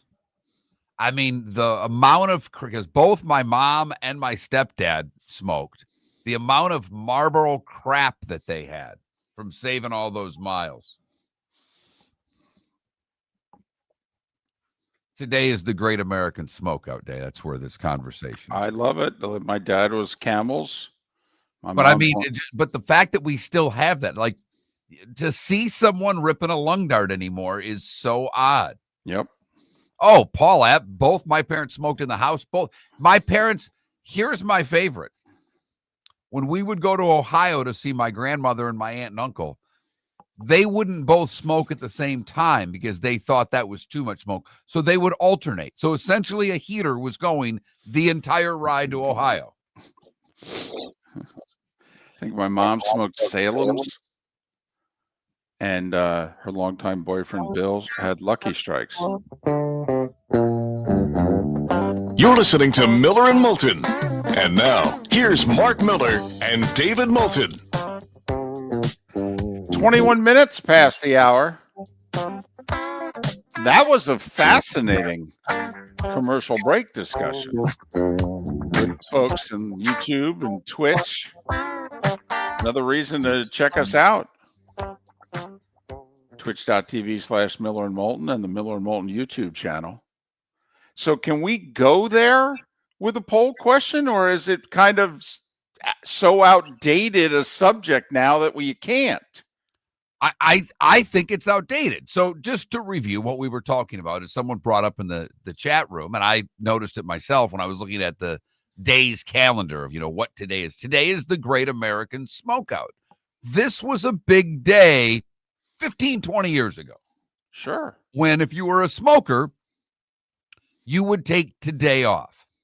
In fact, one of my older friends in the business life, if you will, Craig Jenkins, he did mornings on a rock station, and he was our public address announcer for the Atlanta Knights. He ended up becoming the marketing manager who hired me for my first full-time job in the business. And Jinx and I, after the meal, the pregame meal, would go out back at the Omni in Atlanta and rip a lung dart. And I had said to him, because I didn't listen to his show. I listened to the alternative rock station. He was on the classic rock station. And one of my buddies said, make sure you tell your boy Jinx, good job for not participating in the Great American Smokeout Day. Basically, if you're a smoker, you're a smoker. You just don't take a day off. Got to take today off. It's the Great American Smokeout. And so I mentioned it to Jinx, and we had a conversation about it. And it was one of our early conversations. We became friends. We still are to this day. But I was just thinking about that when someone brought up that today's the Great American Smokeout. You don't see people ripping lung darts the way it's very rare. And I play golf. Guys will still smoke cigars on the golf course. But come on, David, you're a golfer. There's nothing better than getting behind the ball, taking the pull off that dart, flipping it down on the ground, and going to hit the shot. Well, I hope people appreciate, and most of you don't live in the past like I do, but I hope that you appreciate, if you've ever seen 1970s, 1980s baseball or golf highlights in which the golfers and the baseball players, and especially the baseball managers, were smoking in the dugout during the games. I mean, Leland was the last one that I remember doing it regularly. Right. And that was, late 80s with the Pirates when he got started and what have you. Yep. But I mean, there's a lot of video of Arnold Palmer smoking while playing in his prime. One of my favorite SI pictures was of Dave Parker ripping a heater, and they published that picture in Sports Illustrated. Right. So I don't know if there's a poll question you could do anymore, because two things, Mark, are very true with our current society. They are smoking cigarettes a lot less, and they are drinking a lot less beer. And drinking a lot less, period.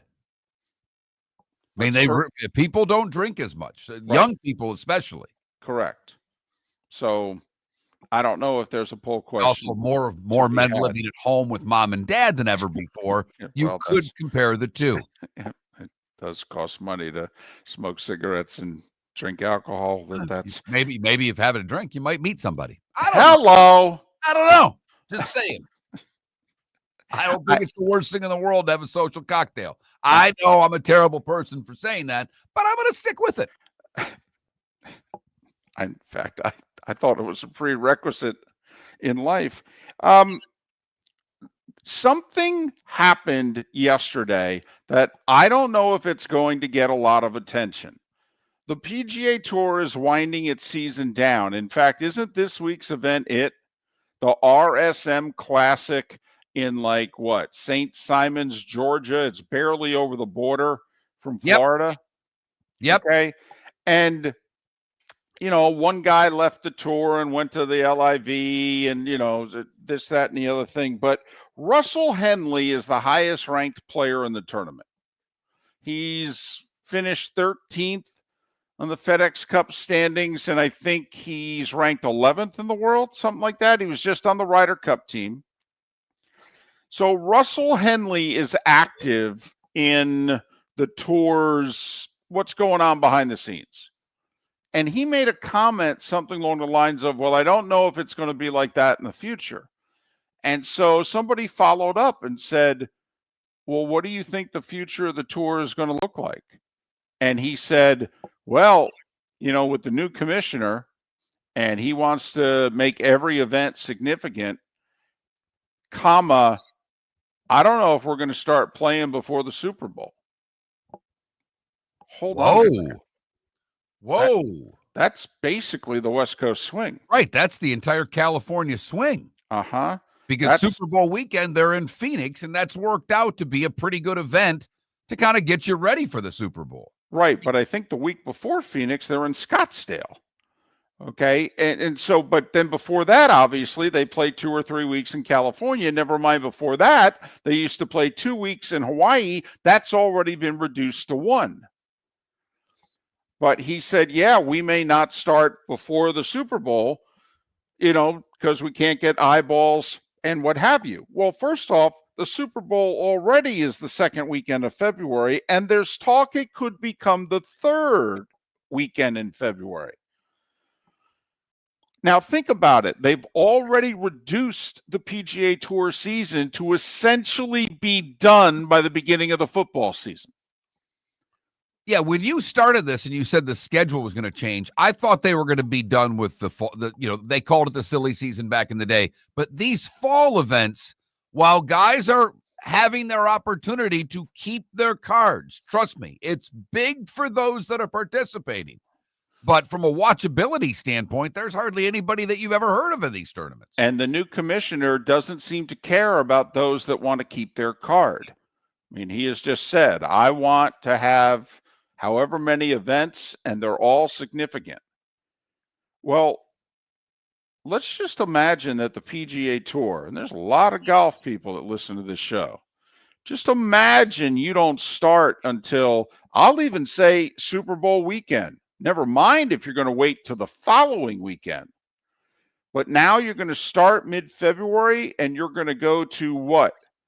Essentially early August, and then the FedEx Cup playoffs, and we can debate how into the FedEx Cup the average golf fan is. And that would be not at all. The golf fan doesn't care. I mean, I'm around a lot of people that watch a lot of golf. I've never heard one of them ever say, ooh, I think he's going to win the FedEx Cup. Right. That's going to reduce the season to less than 6 months. 6 months tops. And, the overflow is the rest of the FedEx Cup and then the silly season. Are these guys then going to be playing every week? Or are they actually going to reduce their schedules? Remember, Tiger wanted to play 15 times a year. Rory wants to play 18 to 22, but then Rory wants to travel the world. Well, we got the signature events. We got the majors.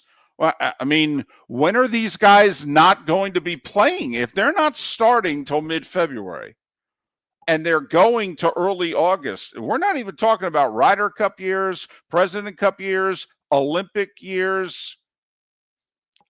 I mean, so it sounds to me, Mark, like this tour is going to get smaller, richer, but smaller. They're already down to the top 100 keep their cards. The fields are getting smaller, and it sounds like the number of tournaments is going to get a lot smaller. The negative I see to this, I think from a TV standpoint that this could be okay. I really believe that. But the one thing that the PGA Tour has always done a great job of, and they've kind of hung their hat on this, is the money that they generate for charities in all of these cities. They're reducing the number of tournaments. They're also reducing their foothold across a lot of markets across the United States. Miller and Moulton. American Paint Supplies, celebrating 30 years in Naples, is proud to be the exclusive Farrow & Ball dealer in Southwest Florida. The best thing to come from the UK since the Beatles, Farrow & Ball has the colors and paints at American Paint Supplies. See why all the designers and painters choose Farrow & Ball. For 30 years, American Paint Supplies provides the perfect pairing of service and expertise on 6100 Shirley Street in Naples off of Pine Ridge, or online at AmericanPaintSupplies.net. American Paint Supplies is your one-stop shop for all your coating needs. When Glass Doctor replaces your windshield, we don't just send you on your way, we send you off protected. Your local Glass Doctor includes the industry's only 12-month windshield protection plan at no extra cost. That means unlimited chip repairs and even a one-time replacement if needed. High-quality service backed by real peace of mind, right here in your neighborhood. Glass Doctor, Glass Doctor. Call the Glass Doctor. We fix your pains. Oh, yeah. Exclusions apply. See your local Glass Doctor for The details. 2025 Industry Appreciation Awards in Fort Myers have wrapped up, but the celebration of business excellence continues, hosted by the Lee County Economic Development Office, Horizon Council, and Horizon Foundation. This annual event honors the innovators, job creators, and community builders driving the region forward. Visit industryappreciationawards.com to see this year's winners and learn how local businesses are shaping a stronger, more resilient economy for Lee County, building a better community through business, sports, and tourism. For over 50 years, the Nolan family has been dedicated to protecting local families. Nolan Family Insurance is a second-generation independent agency that specializes in home, flood, auto, and boat insurance. They take the time needed to explain your coverage options and answer your questions so you can make an informed decision that's right for you. If you're looking for an agency that treats you like family, call 941-639-1122 or go to nolanagency.com. That's 941-639-1122 or nolanagency.com. This is Miller and Moulton.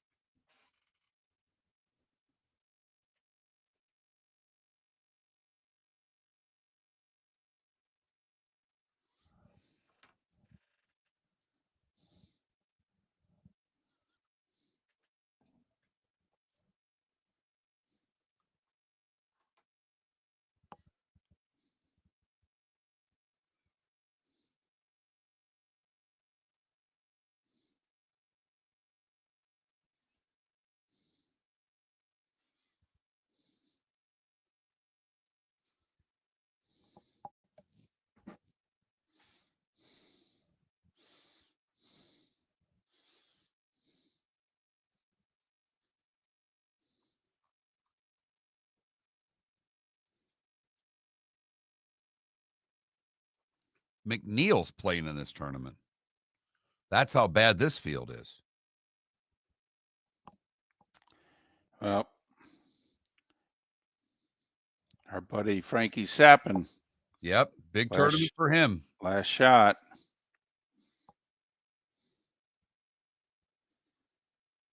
DL3's playing in this tournament. I know that's home, so.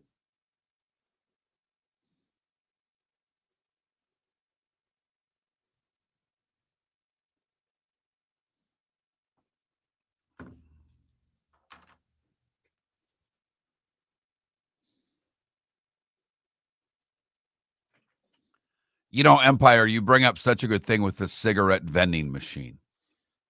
That hat on the side must be 18 to purchase, but obviously there was never anyone near it because they were in bowling alleys everywhere. We need a poll question. We do.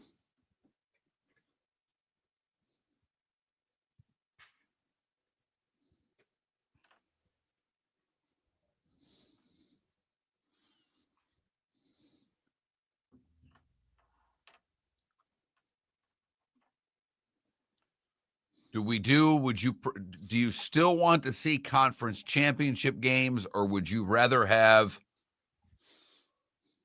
3 versus 6, 4 versus 5 play-in games to the college football playoff?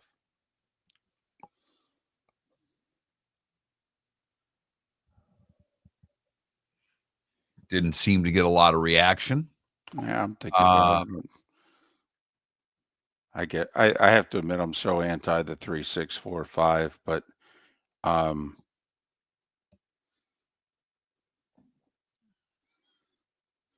if your team is already assured of a spot in the playoff, would you rather them A, play in the conference title game, B, have the week off?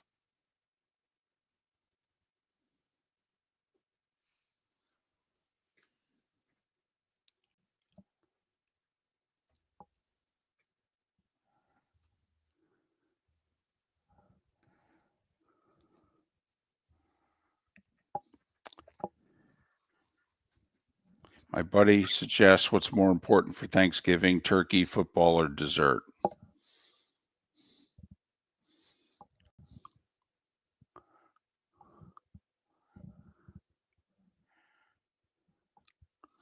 I will say turkey, Bob. Close.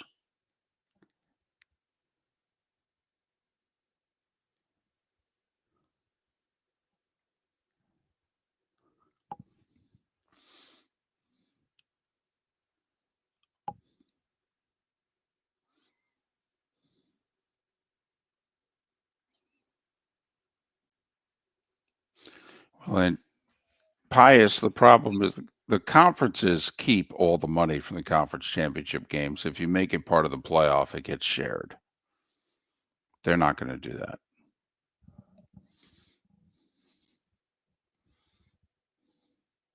If your team is assured a spot in the college football playoff, would you rather have them play in the conference championship game or have the week off?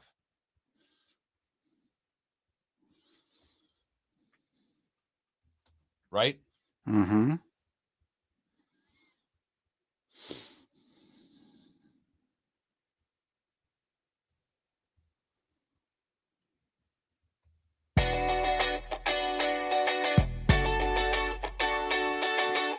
You're listening to Miller and Moulton. And now, here's Mark Miller and David Moulton. 22 minutes until Roy Cummings joins us to talk a little Tampa Bay Bucs. Bucs have a losing streak and face maybe their best opponent of the season, the Rams, this coming weekend. Just a half a game in first in the division. Are the Bucs in trouble in the NFC South? We'll talk to Roy Cummings about it coming up at the top of the hour. JP Shadrick in a little more than an hour to talk Jags. Say it, Mark. Jags. Are they a playoff team? Holy Toledo, it's looking more and more like they are. They win in Arizona this week. I think the Jags are a wild card team, but I think they need this week in Arizona. I do. There are other ways to get there. They can split with the Colts. I get it. But looking at their schedule, if they could get this one, it would be large for the Jags. It really would. If we're just going with the Jags-Chiefs debate right now as to who's going to grab a playoff spot, and obviously Baltimore can jump in, Pittsburgh could fall back as a wild card and keep them both out. But if it just came down to the Jags or the Chiefs, the Jags a game ahead of them, and they have the head-to-head tiebreaker. But Mark, these next 2 weeks, if you were to be objective, have no rooting interest. Kansas City's got the Colts, and then they have to play Thanksgiving on the road in Dallas. That's 2 not easy games in 4 days. Meanwhile, the Jags' next 2 games are what again? At Arizona and the Titans? I got to double check. You caught me a little off guard. I apologize. Yeah, they're on the road for both. On the road for both. But yes, at Arizona, at Tennessee. If you're being objective, you certainly can't lose ground if you're the Jags. I mean, you've got Arizona and Tennessee. They've got the Colts and have to play on the road on Thanksgiving against a team that's potent offensively and is the healthiest they've been all year. I mean, to me, I don't know if it's enough for the Chiefs to just split those 2 games and be 6-6.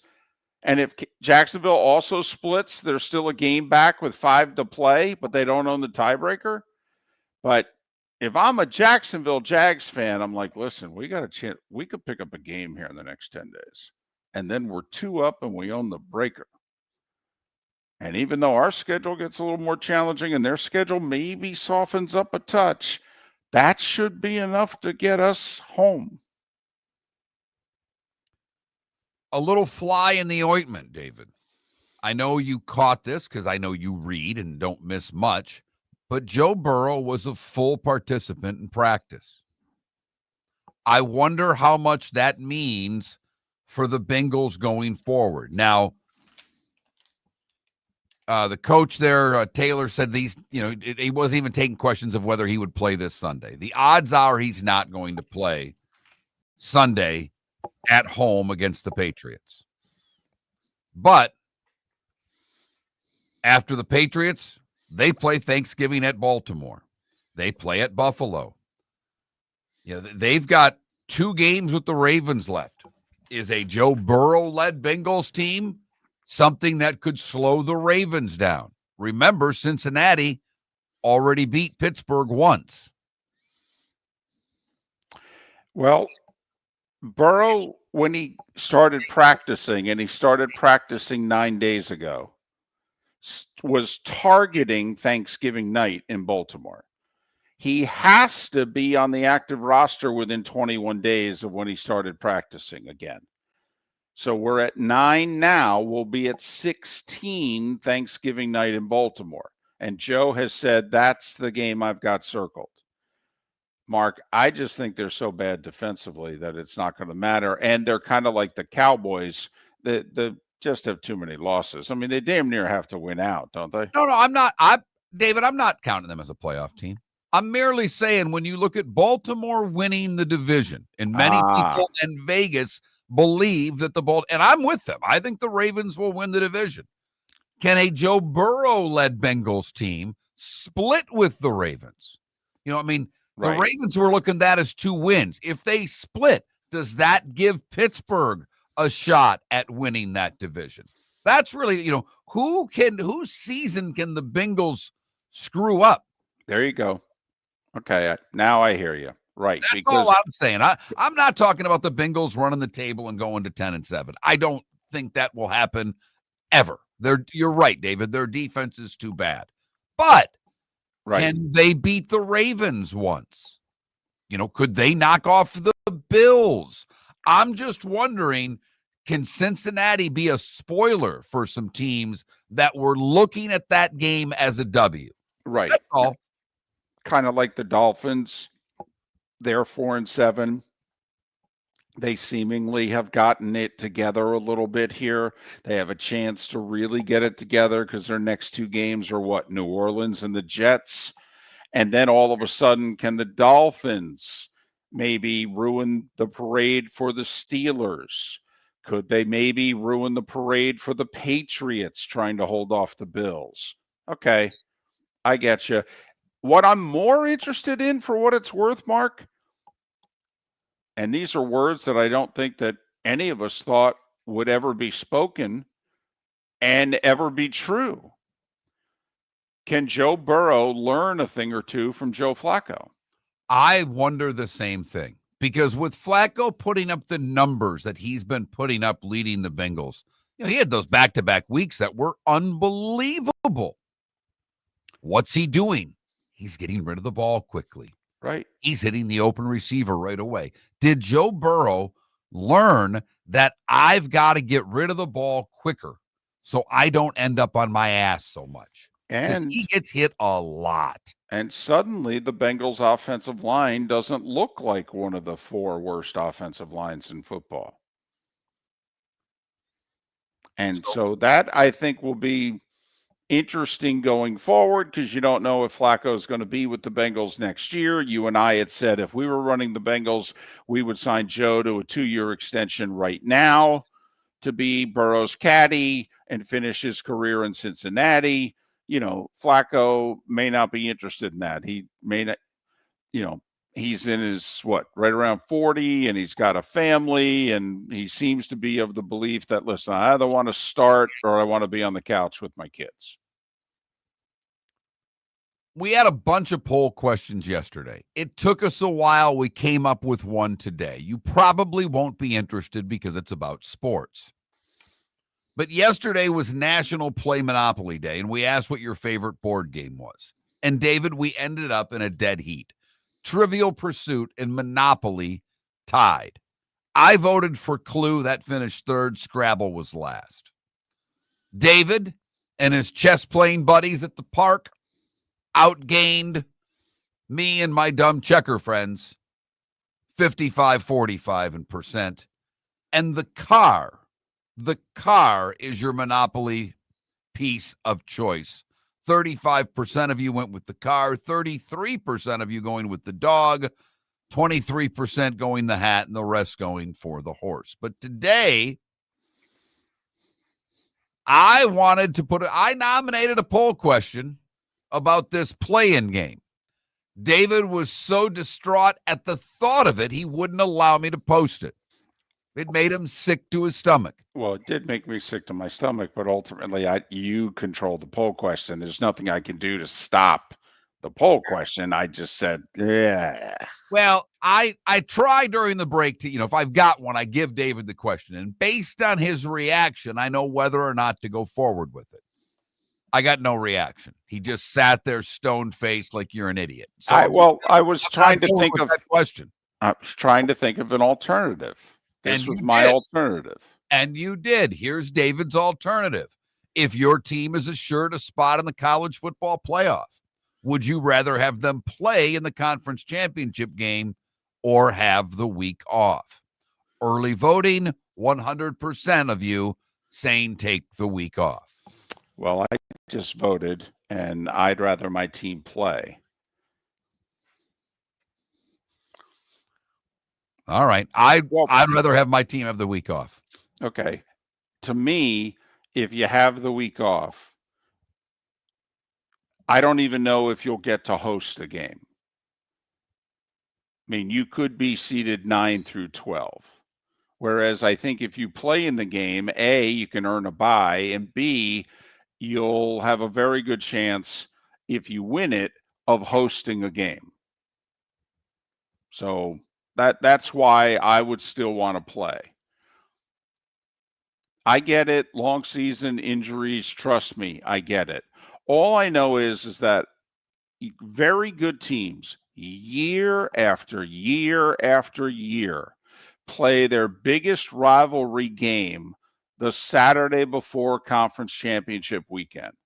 And people talk about, oh, it's so tough. They got to go from playing Michigan to playing for the conference title, or Alabama's got to play the Iron Bowl, and then they got to go to Atlanta. Yeah, they go and they win. I mean, they just do. I don't know what to tell you. They're better. They win. They just do. And so I just go play, go win, and then trust me. Now, you could argue I'd rather take the week off because I don't want the bye, because I don't want what happened to Oregon last year. That I could go with. What did they have, 23 days off after the Big Ten title game last year? And Ohio State whooped them. Whooped them. So, that, to me, that's a better argument. But And I know here in the state of Florida that you Canes, Knowles, and Gator fans would just like to qualify for a conference championship game. Really? Because Miami, if you had the shot to play in a conference championship game, you wouldn't be worried about where you're ranked in comparison with Notre Dame. That's right. That's right. So, obviously, there are a lot of us out there. The teams we root for are so far away from a conference championship game that we can't even put this thinking cap on to answer the question. Hell, I'd like to see my team be bowl eligible again in the next few years. I get it. But that's our poll question. That Mark Miller, the David Moulton, Miller_Moulton on X. If your team is assured a spot in the college football playoff, would you rather have them play in the conference championship game or have the week off? Vote accordingly. Those that do not have an X account and want to chime in can always go to the Pelican Roofing of Florida text line. 21,000 is the number. The keyword is Miller. 21,000. Text Miller to that. Then you can text as much as you would like. Don't you find it interesting? The thought was all college football season that there would be a bunch of meetings in November, and that the powers that be would be desperately trying to come to an agreement to make the college football playoff for next year and many years after a 16-team tournament. There's no talk of any discussion. And the deadline's the end of this month. Right. And do we really think meetings are going to take place from the middle of next week on through the end of the month? I mean, it seems like a fait accompli, Mark, that we're going to have a 12-team playoff next year. I'm okay with that, by the way. I think the biggest thing pushing them to 16 is that the top 4 teams who are going to be, I know they'll be different a lot, but the Ohio States of the world are going, wait a minute, why are we not getting a home gate every year, guaranteed? That's what I think the teams are most interested in. I don't think it's expanding for expansion's sake. I think the teams on top are going, wait a minute, we don't get another home game? You know how much money we make from these home games? I don't know why the Big 12 and the ACC aren't making a lot of noise, and maybe nobody would care if they were, but they got 3 bids between the 2 of them last year, and by the current rankings, they're going to get 2 bids this year combined. Right. Unless BYU beats Texas Tech in a championship game. At which point then we begin the healthy discussion of, let's just say, 11-2 Texas Tech, 10-2 Alabama. And Notre Dame would have to be in that discussion as well. Right. They would. Mm-hmm. David, a few texters say, have your team play. Most of them on your side. And then there's my favorite text, because we were talking about smoking. He says, I just wish we could go back to watching the bowl games on January 1st while smoking cigarettes. This year during Thanksgiving, Fort Myers takes the national stage, hosting not 1 but 2 elite women's college basketball tournaments, the Fort Myers Tip-Off and Coconut Hoops, both featuring Power 4 teams and nationally ranked programs. Few places in the country can showcase this level of talent. We're proud that Fort Myers is one of them. Don't miss your chance. For tickets, go to visitfortmyers.com/basketball. Lee County, building a better community through business, sports, and tourism. Your roof is your home's first line of defense. At Pelican Roofing of Florida, Ronnie, John, and their team bring years of experience to protect what matters most, your family and your business. From residential repairs to large-scale commercial roofing, we deliver honest work, fair pricing, and quality you can trust. An upgrade on your roof can lower your insurance costs. Don't wait for a leak to turn into a disaster. Call the experts at Pelican Roofing today. 1-866-9-PELICAN. That's 1-866-9-PELICAN. Online at pelicanroofingcompany.com. CCC 1332512. Let's talk the big differences between Floor Meisters and the big box store that sells flooring. Floor Meisters is family owned. They do flooring, not doors, nuts and bolts, or weed killer. They specialize in it. They know it. Floor Meisters backs their installer, so if there's ever an issue, good chance the boss, TJ, will come out and make it right. Floor Meisters prices beat the box stores every day of the week. When you think flooring, think Floor Meisters in Naples. Floormeisters.com. Real people, real prices, real quality selection. The Floor Meisters, just keeping it real. Football season is back, and celebrate your game day with Jimmy the Beef Guy. We're talking tender, juicy Chicago beef sandwiches. Whether your party's for 10, 100, or 200, bring game day to your house with Jimmy the Beef Guy. The catering packages come with the beef, the gravy, the peppers, the bread, everything you need. 2 convenient locations, Fort Myers and Bonita Springs. Skip the ordinary and bring the beef. Jimmy the Beef Guy, Chicago flavor, Southwest Florida style. Call today or visit jimmythebeefguy.com. Tell him Miller and Moulton sent Mark Miller for Sleep Treatment Direct. They are helping me with sleep apnea. And by helping me, I mean curing me. No more CPAP machine, no more snoring, no more tossing, no more waking up exhausted. Their expert team got me the right treatment, fast and hassle-free. If you want to feel energized and get rid of your snoring, call Sleep Treatment Direct today. 444-1741. That's 239-444-1741. Sleep Treatment Direct. Sleep safe and At sound. the Diamond District, we know what you want. Experience wall-to-wall diamonds during our diamond event, November 21st through 23rd. This is our biggest event of the year, featuring an expanded collection of GIA certified diamonds, designer jewelry, and exclusive collections from Takori. This is the perfect time to start your holiday shopping. More diamonds, more choices. November 21st through 23rd, only at the Diamond District. At the Diamond District. This is Miller and Moulton.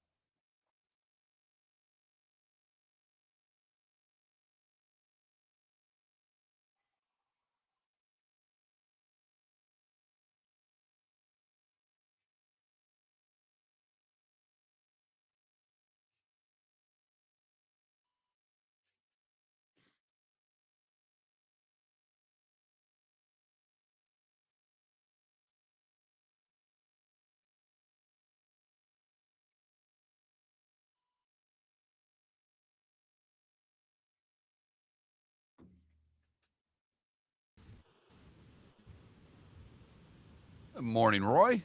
Hi, guys. How we doing? Doing good. How about yourself? I am good, thanks. I'm good. What are your Thanksgiving plans? Be here at the house, have the family over, watch a lot of football, Good deal. eat a lot. There you go. That's There the you go. plan. So you're hosting now. Are you Yes. are you a participant in the hosting, or do you just sit back and let your wife do everything? No, I try to help out as much as I can, Very good. which is mostly cleaning up afterwards. Okay. I can peel potatoes and things like that, but the rest is usually taken care of by others. Excellent. But I'm the first to jump in to clean up afterwards. While everybody else falls asleep on the couch. That is the best part of the day.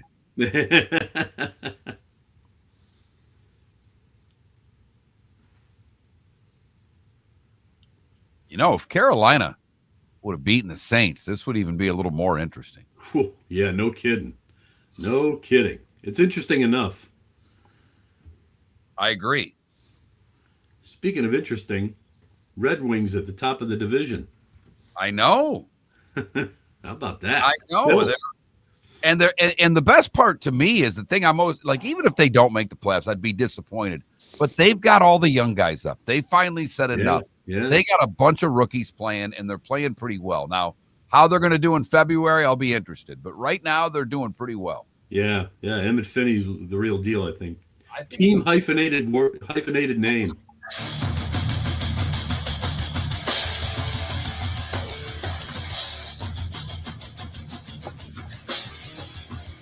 You're listening to Miller and Moulton, coming at you from the Floor Meister Studios. Floor Meisters, keeping it real.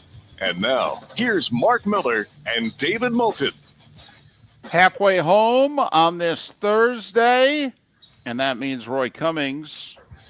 He of Bay News 9 and Miller and Moulton fame. Follow him on X at rcummingsfhcn, rcummingsfhcn. Roy, we will try and talk before Thanksgiving next week. Obviously, all our guests that are scheduled on Thursdays and Fridays, we will try to reschedule during the abbreviated week next week. But if not, a happy Thanksgiving to you and yours. How are you? I am good, and happy Thanksgiving to you and everyone listening. So they were 6-2, and they were banged up, and they had this very difficult 3-game stretch. Home for New England, at Buffalo, at the Rams. Well, turns out that Baker can't hide all those injuries. And they're 0-2, and they are staring at 0-3. And on the concern meter of 1 to 10, what's your level of concern? I'm going to put it at a good solid 7. I am very concerned because now you got a flu bug apparently, and hopefully it's not worse than that. Running around. I mean, what half a dozen guys at least couldn't practice yesterday because of illness. They had to do a walkthrough as it is. The situation's not getting any better. I don't know. It seems like maybe the team might have peaked early. I'm concerned about that. They're not playing well in some areas where they should be. I think special teams was just horrendous last week and may have cost them the game. The kick return unit or the kick coverage unit was just awful, just bloody awful, guys. And so some of the decision making was not up to par in my opinion. Not a well coached game. Poorly played. The running game was all right. Baker was fine, but it's got to be more than that when you're playing teams like the Bills and the Rams. And we got to see where they go, but they can still right the ship, but it's getting harder and harder. They're taking on water, guys. Yeah, 32 is enough to win. You can't blame the offense, and that's where most of the injuries were. But the Kancey injuries there are others. Todd Bowles has never allowed this many points since he's been leading the defense and then becoming head coach since he's been in that job. I mean, is it fixable, Roy? I mean, what can be done defensively? And I get it. It's Buffalo, and when Josh Allen's got it going, he's great, and he had it going. But is this defense fixable? I have to believe it is because, it's not like we're seeing this consistently, right? What we are seeing consistently is teams, able to throw against the zone, but almost anybody can do that. But they are taking the ball away very well throughout the course of the season. They've done a good job there. They were dealing with some short fields this time around and just didn't something wasn't clicking defensively. It's just like their heads weren't in it. I think it is fixable. So I would expect a bounce back this week. I'll be surprised if they don't bounce back, tackle a little bit better, play a little bit smarter. If not, you'd like to maybe, I'm not a big fan of, just dumping guys, but somebody's got to lose a job here or there, and we'll see what happens. But yeah, I do think it's fixable because these are not chronic issues that they've dealt with here, other than, giving up a lot of yards in the passing game. It's not like they consistently give up these big plays. And it's not like they consistently allow, big kick returns, things like that. Well, they got beat by the big play, though, against the Patriots. And the Bills. I mean, they lead the league in touchdowns of over 25 yards. There's no one worse. Yeah, you're right. You're right about that. And it just, I don't know. I do get the feel. I get the feeling they're better than what we've seen the last 2 weeks. Again, maybe the injuries are really starting to catch up, and Hassan Reddick can't mean that much to you, but there's just a lot of it's hard to really explain because we've seen them play better. The offense has kind of covered up for some mistakes by the defense. You're right about that. The big plays, I guess, are a regular thing now that I really think of it. But look, I just think they're better than what they've shown the last 2 weeks. I think they've lost some confidence. That's a concern. They need a quick start here, I think, against the Rams. I think they need to get out, score first, maybe get a takeaway, and just find their footing in a hurry. He's Roy Cummings, Bay News 9, Miller and Moulton. Follow him on X, R Cummings FHCN, R Cummings FHCN. I wonder if maybe, like you made the comment earlier, maybe they just peaked early. I wonder if maybe they're settling in at their level. What's happened? Lost to Detroit, lost to New England, lost to Buffalo. Let's face it, they're significant underdogs this week against the Rams.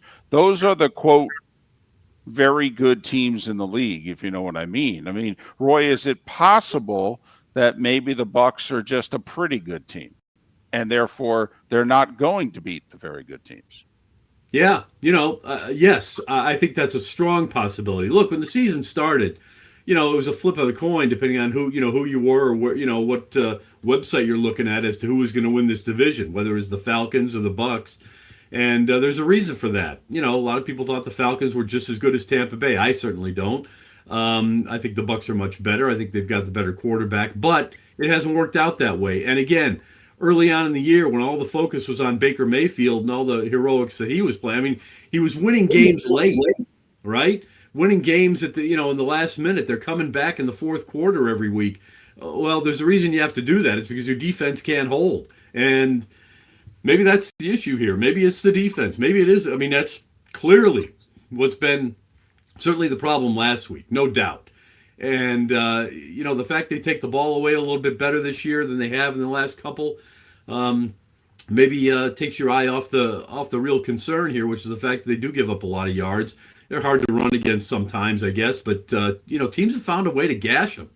And, it just seems like it's fundamental football is where they're making the mistakes. The guys not in their proper gaps, poor tackling, poor angles to the ball, that kind of thing. And then, the occasional penalty that hurts you a little bit here and there. And suddenly you're still out there on, after getting a third down stop. So little things that have to be cleaned up that aren't really little. They're kind of important to everything. Well, the Rams have their share of injuries. They put 3 guys that are starters on the IR yesterday, a tackle, a safety, and Higbee, the tight end. So they are a little banged up as well. Hopefully this flu bug gets through them before they have to travel. But early in the season, we were talking about Baker as the MVP. Right now, I think if the voting was done on the MVP, the quarterback they're playing against would win. He's been unbelievable. And if they want to try to play zone against Puka, he may have 13 catches for 200 yards Sunday night. Yeah, you're right. This is a tough matchup. And we knew this going into this 3-week stretch. We knew no matter what, even if they were at their best, physically, riding a high, that they would have some trouble with these 3 games. And it's proving to be true. Look, one of the questions I was asked on Bay News 9 this week, is this, if they even get to the playoffs, yet another one and done team? And right now, if they get to the playoffs, yeah, it's looking like they are one and done, because who are they? I mean, who are they better than? I mean, look, I give this team a lot of credit. I see the glass half full all the time. I believe it's a good football team. Not pretty good. I think they're good. And I think they're capable of beating some teams, but are they capable of beating Detroit again? No. Can they beat the Eagles again? No. Can they beat the Rams in a playoff? I don't think so. Not the way they are right now. A lot could change. We're only halfway through. But right now, the way I see it, yeah, one and done if they get there. Baker Mayfield has thrown 17 TDs to 3 interceptions, and yet Stafford has thrown 27 touchdowns to 2 interceptions. That's how well Matthew Stafford has played. Listen, here's what concerns me. It doesn't seem like the guys that are hurt are getting any better. I thought some of these guys were supposed to be back by now. That, when you're 2 weeks past when you were supposed to be back and you ain't practicing, that almost screams like you ain't coming back.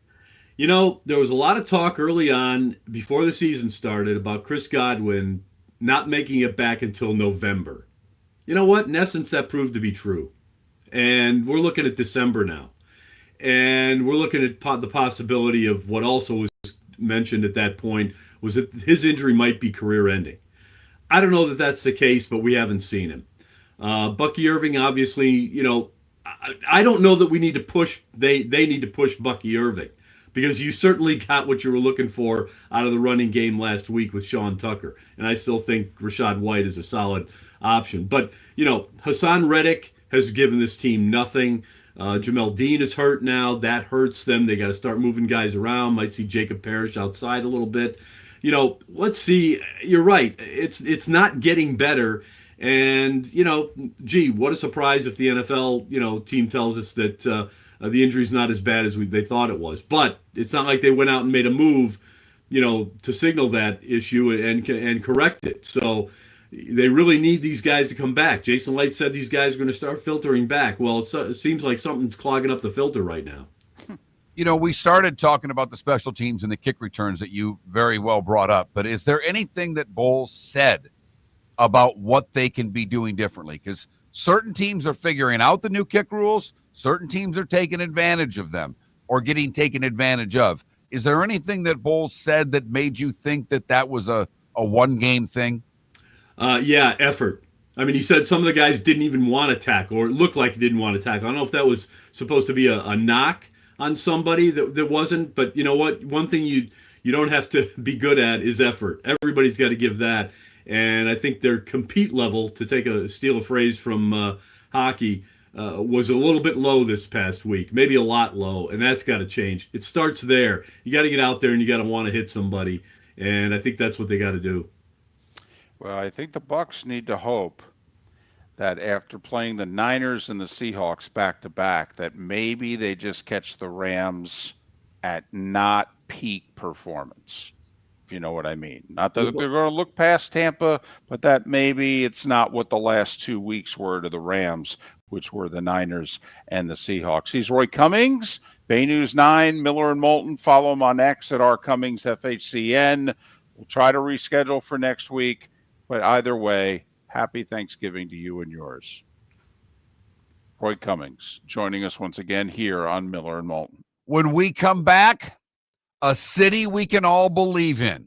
I'll explain next. Your roof is your home's first line of defense. At Pelican Roofing of Florida, Ronnie John and their team bring years of experience to protect what matters most, your family and your business. From residential repairs to large-scale commercial roofing, we deliver honest work, fair pricing, and quality you can trust. An upgrade on your roof can lower your insurance costs. Don't wait for a leak to turn into a disaster. Call the experts at Pelican Roofing today. 1-866-9-PELICAN. That's 1-866-9-PELICAN. Online at pelicanroofingcompany.com. CCC 1332512. Let's talk the big differences between Floor Meisters and the big box store that sells flooring. Floor Meisters is family owned. They do flooring, not doors, nuts and bolts, or weed killer.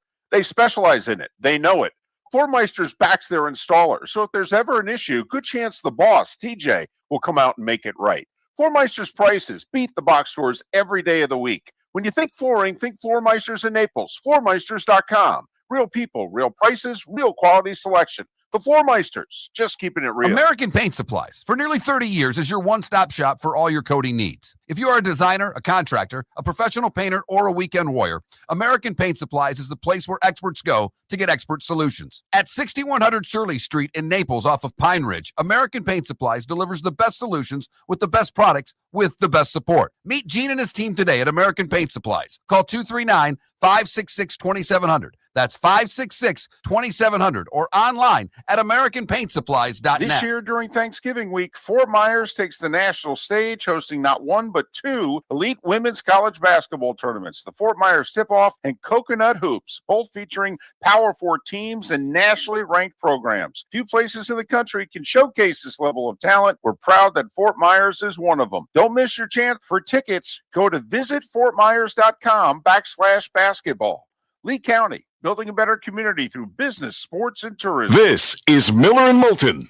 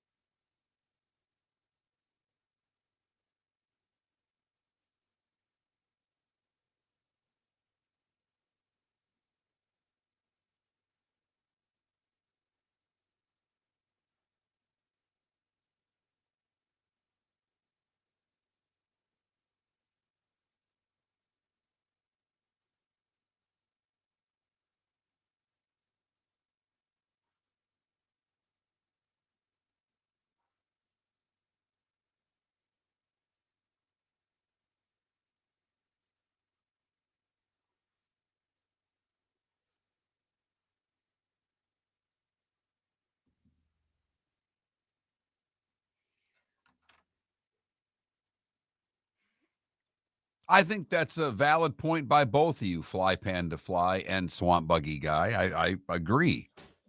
I mean, but I do think Todd Bowles can coach. I think they play hard for him. I think him questioning the effort is the big point there that I take home from what Roy said.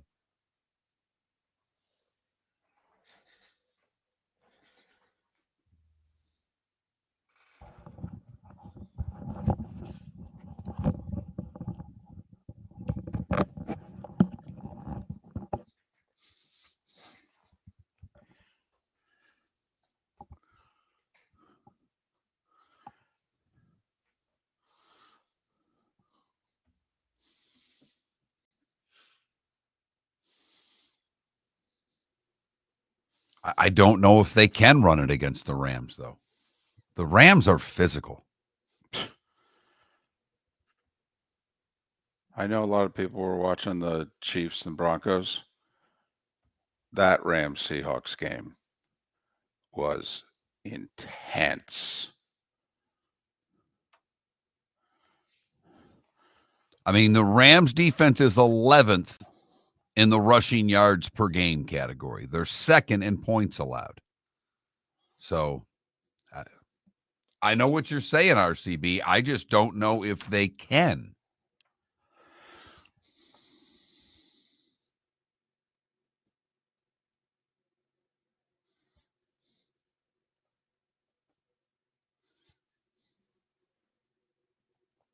And Aurora, good morning. It's nice to have you and Paul in here. It makes David feel like we at least talk to a couple women in our lives when our wives aren't speaking to us.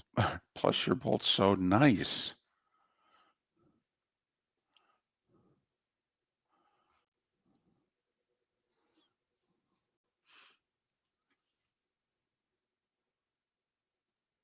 And I don't think the Seahawks are far behind, Adam. I don't. But I got you. The quarterbacks for the other two are proven. Sam Darnold has not proven he can win a big game yet. Although, is there a quarterback that's done more winning who's been more maligned in the last 10 years than Jalen Hurts?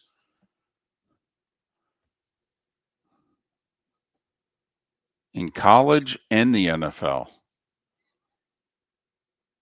White did notice day 2 that I got a haircut. Brought it up yesterday.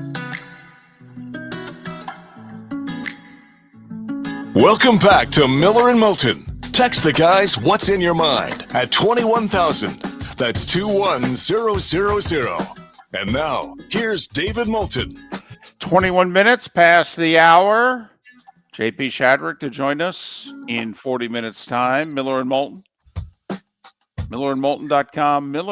Miller_Moulton on X. And David, I teased something heading into the break. That's something you and I don't do a lot of on this show. I'm actually going to get to it in the next segment, not 6 segments down the road.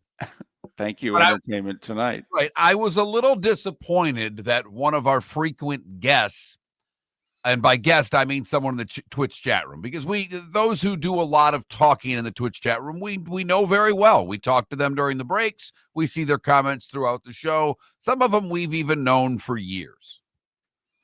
And this gentleman is not in the Twitch chat room, and I was waiting as long as I could to bring up this story in hopes that he would be listening. But whatever. But we go to California, and I'm not waiting for the good, the bad, and the ugly to do this segment because I consider this great. I consider this a win, and I'm hoping that more cities do what the very wise and smart city council in Carmel, California have done. David, many of you know and many of you rave about the sport that I hate maybe more than any other. That sport, of course, is pickleball. It annoys, everything about that sport annoys me. The people that talk about it, it's kind of the new CrossFit.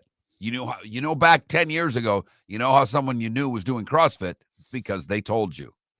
Pickleball guy is that guy now. And I get it's the fastest growing sport in America. It's ping pong. Carmel City Council voted to permanently ban pickleball from within its city limits. Wow. Wow. What prompted that? It's too noisy. It is the most annoying sound in the world. Have you ever seen pickleball? Have you ever been close enough to hear pickleball? Yeah. It's annoying. They turned 2 of the tennis courts in the condo complex into 4 pickleball courts. Of course they did. Right. Now, there's still the 2 tennis courts, but they turned, cut it in half and made it pickleball. And yeah, it's noisy. It is. Like, there is a home in my neighborhood, and we have a pickleball court. The pickleball court doubles as the basketball court. And apparently it's first come, first serve, in which I've thought for a long time now that I want to get to the basketball court at 8 a.m. every morning and shoot hoop with anybody, just to make the pickleball people wait, because that would be hilarious to me. But the popping sound, like the person who lives next to the pickleball court in our neighborhood, I feel badly for. It's the time of year in Florida that's glorious. You can open the whole house up. You open your front door, open the sliders in the back, and just let the breeze go through because the weather is perfect. But if you lived next to that pickleball court, there's no way you could open your house up because the noise is beyond annoying. But Carmel, California had enough. They permanently bounced the sport from city limits. The first move of such kind in the state, maybe in the country. They originally had a temporary ban at the only place with public courts in town. But they were going to try to get people to use quiet paddles and balls, but there was no way to enforce those rules. So they made the ban permanent. I could not be happier. I think this is a movement, and I want people to get behind this. Now, what's ironic is the one place closest to where I live that you would think has the attitude to ban pickleball is Naples. But Naples is home of like the largest pickleball tournament in the country. I was going to say that no to spring training and yes to pickleball. That's Naples sports legacy right there. Yep. No, they love it. And I will say in defense of Naples there, one's here for a month with a handful of games. The other one's year round. Right. One contributes hundreds of millions to the economy and the other contributes 15 million. But absolutely, go for it. Now, I would argue with that in Naples because what they did of where that site is has a lot going on, and it's not pickleball. True. That's an amazing facility. Yes, and you could argue it's the best in the country. I mean, they went all in. They did it right, which you would expect from Naples, Florida. And it's true. It's the U.S. Open of pickleball's held there. Yes. They have the soccer team there now. I mean, they did a hell of a job with that facility. They did. The ban of pickleball in Carmel, California is maybe my favorite story of the month. So they didn't just say you can't play pickleball after like 7 p.m. or something like that? No. No pickleball. No pickleball for you. Well, then what do you have the pickleball court for? They had the court. Maybe they put it back to tennis. I don't know. But the one public facility they had, they shut it down. All right. And so listen, all I'm not of you pickleball aficionados. You can come at me as hard as you want. Pickleball guy, go back to playing tennis. By the way, I will say the injuries that I hear about from people that they get in pickleball, the people that are blowing out knees in pickleball is unbelievable. Like the injury rate at pickleball is much higher than I believe it is at tennis. Do we think it's because of the average age of the pickleball player or no? Like, it's not always the case now. Listen, I'm not a pickleball guy, but at the beginning, pickleball was older people who tennis was the court was too big. It was too much running around. Pickleball was better. I can still do something athletic and active and what have you. Okay. But now, I mean, you got guys who are playing professional pickleball as soon as they walk off the professional tennis circuit. I mean, much younger people are playing pickleball now than were at the beginning of the decade. That's fair to say, right? Right. I mean, does this say that it's a really great sport and growing, or does it just say we're lazier as Americans and we can't do anything that requires that much action? Man, all I know is we're talking about injuries a lot. NFL injuries are one thing, but all these NBA injuries, we got to stop playing so much. Now pickleball injuries? I mean, whew. So I can't believe. Are you going to bring that back for the good? No. Bad and ugly, or no, I've got something else for that. I just wanted to let you know that Carmel, California, I've got your back. I'm on your side. By the way, I think the person that you were hoping to hear this story jumped into the chat room at the exact moment that you began the story. As a matter of fact, he did. Mr. Pickleball himself. Right. So I'd rather watch the indoor golf league. Just saying. Speaking of 21,000 for or against pickleball. In fact, you know what? We might have to have another poll question. Are you a pickleball person or are you anti-pickleball? And that's how you're going to phrase it, huh? Yes. The city of Carmel, California, just banned pickleball. A, they have the right idea. B, I'm never going to Carmel again. Might plan a vacation there now. Beautiful, beautiful little city. Maybe even get a tea time right near there. Couple of good golf courses I hear nearby. Speaking of injuries, you mentioned the indoor golf league. Justin Thomas was playing in it. He had hip surgery yesterday. He tried to describe it as minor. Is there such a thing as minor hip surgery? I don't believe so. He's going to be out for a while, right? Right. They're talking months. Hope he can play in the Masters. I mean, come on. If you're having a surgery right before Thanksgiving, you're going to be out months. Then when are we expecting to see you again? You going to be ready for the West Coast swing? The Florida swing? Miller and Moulton. JP Shadrick to talk Jags at the top of the hour. Think we only fix windows? Think again. Your local Glass Doctor Home and Business does so much more to upgrade your home. We custom build stunning shower and bath enclosures, install sleek glass doors and windows, and can bring fresh life to foggy or cracked panes. Need a glass tabletop or a statement mirror? Yep, we do that too. If it's glass and it's in your home, we're the team to call. Call the Glass Doctor, we fix your pains. Oh yeah. Mark Miller for Sleep Treatment Direct. They are helping me with sleep apnea. And by helping me, I mean curing me. No more CPAP machine. No more snoring. No more tossing. No more waking up exhausted. Their expert team got me the right treatment, fast and hassle-free. If you want to feel energized and get rid of your snoring, call Sleep Treatment Direct today. 444-1741. That's 239-444-1741. Sleep Treatment Direct. Sleep safe and sound. Let's talk the big differences between Floormeisters and the big box store that sells flooring. Floormeisters is family owned. They do flooring, not doors, nuts and bolts, or weed killer. They specialize in it. They know it.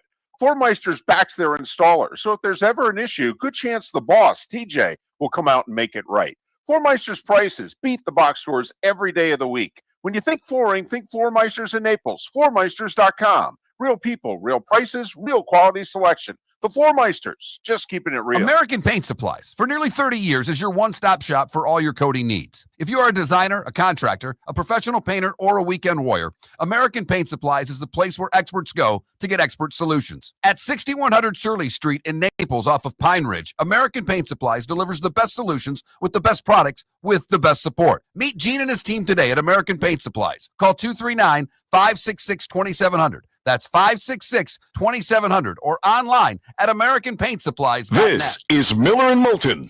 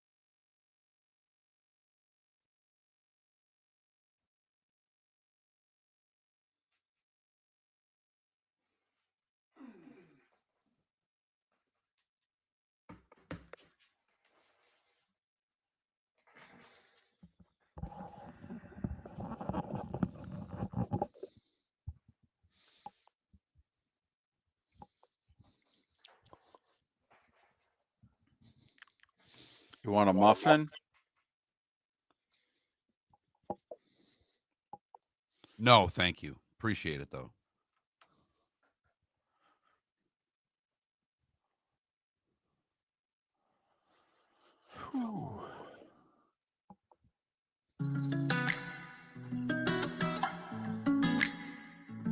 Welcome back to Miller and Moulton. Text the guys what's in your mind at 21,000. That's 21000.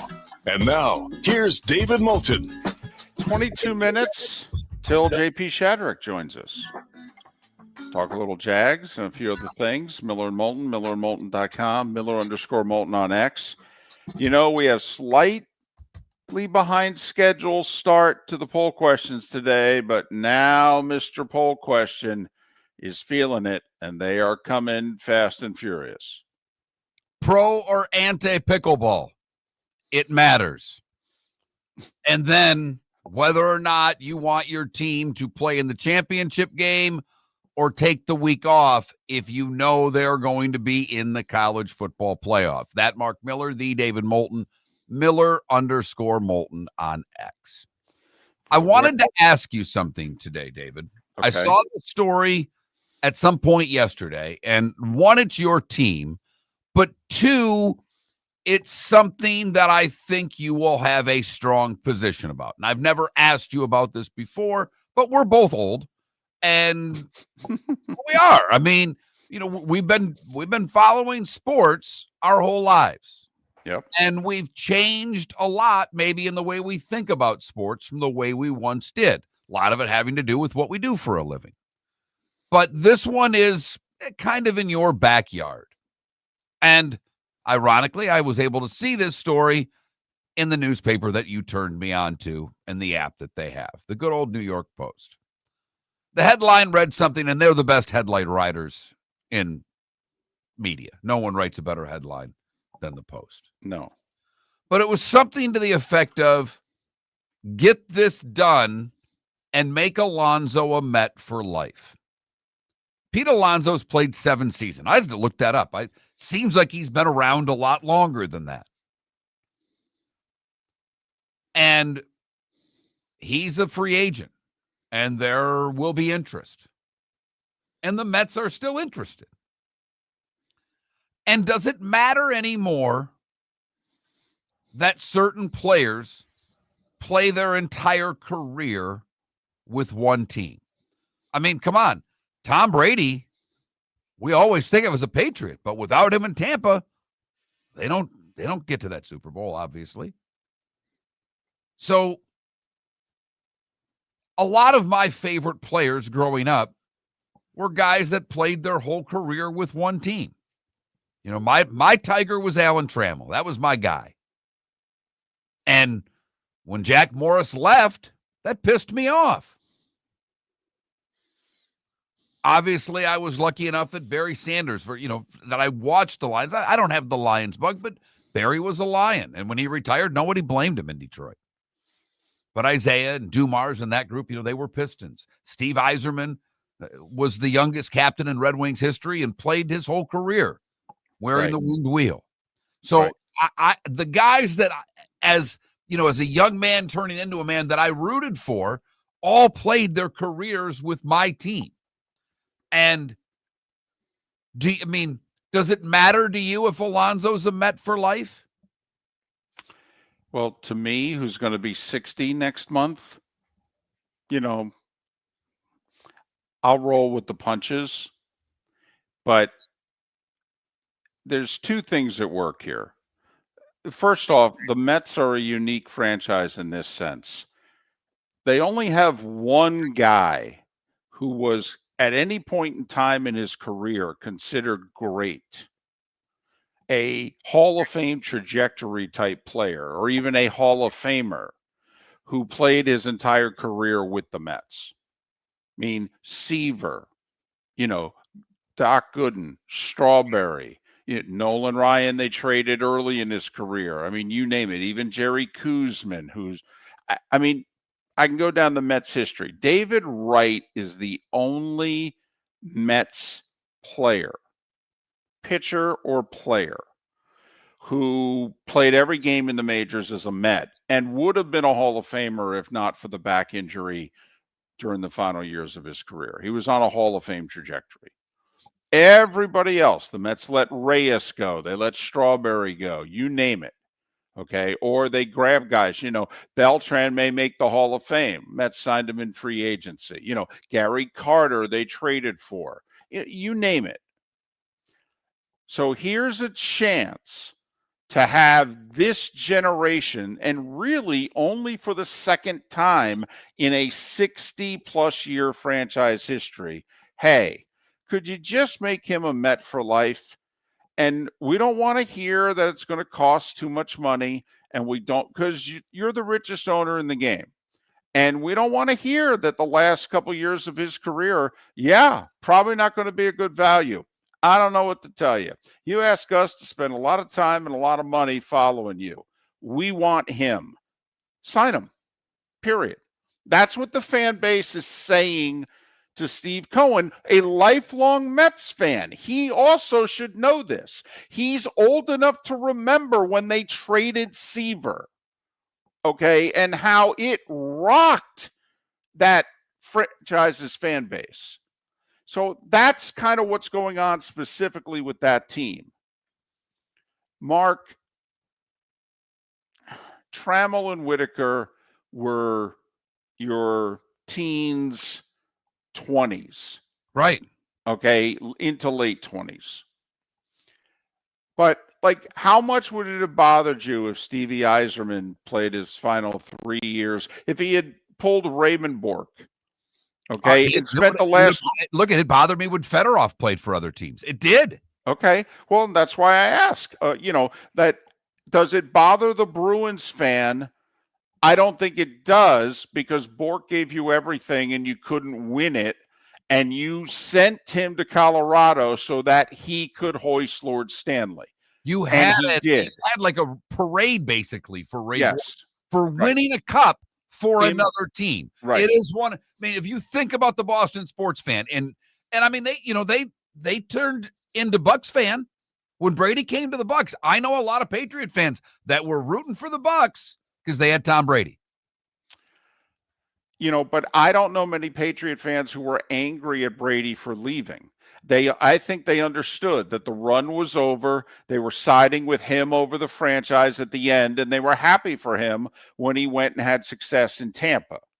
Okay, somebody mentioned it in the Twitch chat room. Salvador Perez was signed to a 2-year contract extension a couple weeks ago. He's probably a Hall of Fame catcher. He's never played a day for any other organization but the Kansas City Royals. The Royals' best prospect right now, ready for the majors, is a catcher. They signed Perez for 2 more years. Why? They ain't never going to let him play a day for anybody else, unless he walks in the door and says, for whatever reason, send me here. It's important to that franchise. George Brett, Salvador Perez, they only played for the Royals. Very important to that franchise. I think, even in hockey, I think there were quite a few Lightning. We got quite a few Lightning fans that pay attention to our show. That maybe they're their favorite team. If not, they're like me. I'm a Red Wing fan first, but I've been down here a while. I like the Lightning. I like the organization. When Stamkos went to Nashville, right, there were plenty of Lightning fans that were honked off by that. They understood it. They knew why, but they weren't happy about it. Nope. No, and I just wonder how much anymore that matters. 21,000's the text line. Pelican Roofing of Florida text line. 21,000's the number. If you've never texted the show before, Miller's the keyword. Does it matter? And, I don't know the age of our audience, but to the younger fan out there, even more so, does it matter? You grew up with unlimited free agency. You're now growing up in the transfer portal era. So everything's changed. I get it's not what it used to be. And I'm not trying to put the toothpaste back in the tube. I'm not. But there are certain times in which, for a franchise in any sport, that you want to keep your guy. I'm curious, Braves fans with Freddie Freeman. Okay, because, they made a hard decision. They played hardball. He goes to LA. They go get his replacement. They win the World Series first year without him. Now, it hasn't aged as well. Here we are 4 or 5 years down the road, and Freddie Freeman's better than your first baseman still, and they're winning World Series and you're not. But, was Braves fan on the side of the Braves or on the side of Freddie Freeman, who still cries when he goes to Atlanta and plays against the Braves? I mean, he did not want to play for anyone else. I mean, just this month or last, I think it was just this month when Florida played in Boston and Brad Marchand's crying. Right. And obviously could be I think the Boston Bruin fans I know don't have a problem with Marchand. But I just wonder how big of a deal is that. Another texter on the Pelican Roofing of Florida text line says Stafford to LA was celebrated in Detroit. Yes, it was. That was their Ray Bork, if you will. Yes. They were happy for him that they won. Because they never figured they'd win. Right. And it turns out that the deal also has helped them win. And they're like, wow, this was a win-win trade. But at the time that Stafford and the Rams won the Super Bowl, the Lions were still struggling. And I know it's not for every player, but there are just certain guys that if you see them in another uniform, it doesn't make sense to the fan. And as we're older, we've seen it forever. Go back to Franco Harris. You can go back to a gazillion players that have done it, that wanted to hang on and play a few more years. But how much today does that matter to the fan, old or young? But I thought of you with Pete Alonso because you're right. The Mets don't have those guys. No, like you look at all the numbers that are retired or in the Mets Hall of Fame, and, only David Wright is a, guy who played every day with the Mets. Everybody else has played for other teams. Like, I will say this. I was 25 when the Mets lost Strawberry to the Dodgers. I was really mad. Mets only offered him 4 years. Dodgers offered him 5. And I'm like, listen, I've watched this franchise since I can remember, and you ain't never had a guy like him. How can you let him walk? Now, it turns out Strawberry then became a mess and, took a half a dozen years for him to get his act together. And would that have happened if he stayed with the Mets? Who knows? But there are others like Jeter never entertained the thought of playing for anybody else but the Yankees. All right. And the Yankees knew that. And so Cashman played some hardball with him in negotiations, and it's honked Jeter off to this day. Because Cashman was just like, he ain't leaving. Take it or leave it. And when it's the Yankees or the Celtics, or the Montreal Canadiens, there's so much greatness that you have your guys. But like this gentleman that texted about the Royals, when you're talking about certain teams, particularly teams that haven't been great or have only experienced a little bit of greatness. Right. That's what you cling to, is your guy. Yeah, like I don't think a Bucs fan will handle it very well if Levante David plays 1 or 2 years for somebody else to finish what I think will end up being a Hall of Fame career. It's going to take a little while, but I think he'll get in. Now it's curious. I don't remember a lot of angst towards Warren Sapp as a Raider.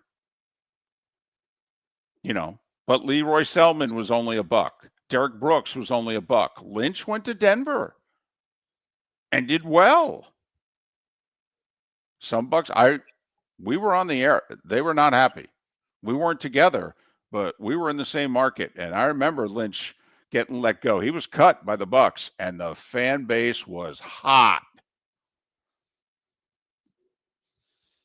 So 21,000 getting a lot of text. Lifelong Braves fan, was upset when Freddie left, but he'll always be a Brave to me no matter what he does with the Dodgers. Even another gentleman says, as a kid, I couldn't get over Montana leaving the 49ers. There you go. Yeah. And obviously it was a move that worked for the 49ers. Right. And worked well. Yeah. Montana near the end, they went to Steve Young.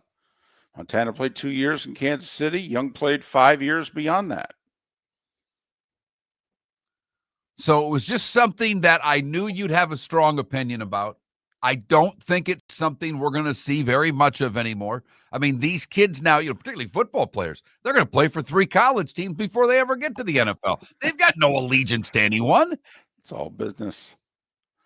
It's all business. But in this case, you're right. And this is like the first or second time that this particular fan base has said to ownership, I don't care.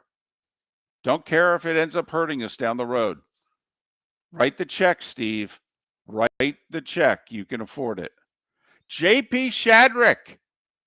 He's next. The Cape Coral Police Department is growing, and they want you to be a part of it. They're hiring new officers. Starting pay is between $74,000 and $90,000, depending on your experience. And with a $10,000 hiring bonus, you could be making $100,000. Enjoy paid holidays, off-duty details, plenty of OT opportunities. They're also hiring dispatchers and professional staff. So go to capecops.com. Capecops.com. Be brave, be best. Be Cape. For over 50 years, the Nolan family has been dedicated to protecting local families. Nolan Family Insurance is a second-generation independent agency that specializes in home, flood, auto, and boat insurance. They take the time needed to explain your coverage options and answer your questions so you can make an informed decision that's right for you. If you're looking for an agency that treats you like family, call 941-639-1122 or go to nolanagency.com. That's 941-639-1122 or nolanagency.com. Got a cracked window or foggy glass? Don't wait for the next storm to make it worse. Your local Glass Doctor Home and Business is just down the road and ready to help. From leaky frames to shattered panes, we've got the tools and the know-how to get your home or business storm ready. With flexible scheduling and our done right promise, you'll be in good hands. So before or after the weather hits, call your neighbors at Glass Doctor. Glass Doctor, Glass Doctor. Call the Glass Doctor, we fix your pains. Oh yeah! Your roof is your home's first line of defense. At Pelican Roofing of Florida, Ronnie John and their team bring years of experience to protect what matters most, your family and your business. From residential repairs to large-scale commercial roofing, we deliver honest work, fair pricing, and quality you can trust. An upgrade on your roof can lower your insurance costs. Don't wait for a leak to turn into a disaster. Call the experts at Pelican Roofing today. 1-866-9-PELICAN. That's 1-866-9-PELICAN. Online at pelicanroofingcompany.com. CCC 1332512. At the Diamond District, we know what you want. Experience wall-to-wall diamonds during our diamond event, November 21st through 23rd. This is our biggest event of the year, featuring an expanded collection of GIA certified diamonds, designer jewelry, and exclusive collections from Takori. This is the perfect time to start your holiday shopping. More diamonds, more choices. November 21st through 23rd, only at the Diamond District. At the Diamond District. American Paint Supplies, for nearly 30 years, is your one-stop shop for all your coating needs. If you are a designer, a contractor, a professional painter, or a weekend warrior, American Paint Supplies is the place where experts go to get expert solutions. At 6100 Shirley Street in Naples off of Pine Ridge, American Paint Supplies delivers the best solutions with the best products with the best support. Meet Gene and his team today at American Paint Supplies. Call 239-566-2700. That's 566-2700 or online at AmericanPaintSupplies.net. This is Miller and Moulton.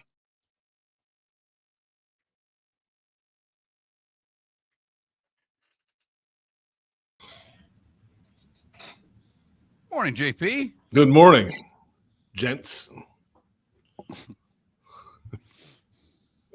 How's it going? You're busy here, right? You've got you've got Thanksgiving for the NFL, right? Well, I've got Pitt at Georgia Tech Saturday, right. And then I come back Sunday morning. Jaguars are in Arizona, so I've got pregame right Sunday, and then I fly Wednesday to Dallas for the Chiefs-Cowboys on Thanksgiving. Yeah, and then there's going to be no interest in that game, JP. But I understand you got to do what you got to do. Tough, yeah. And then Friday, I'll get up midday flight to Atlanta because I got Alabama at Auburn on Saturday next Once week. again, Iron Bowl.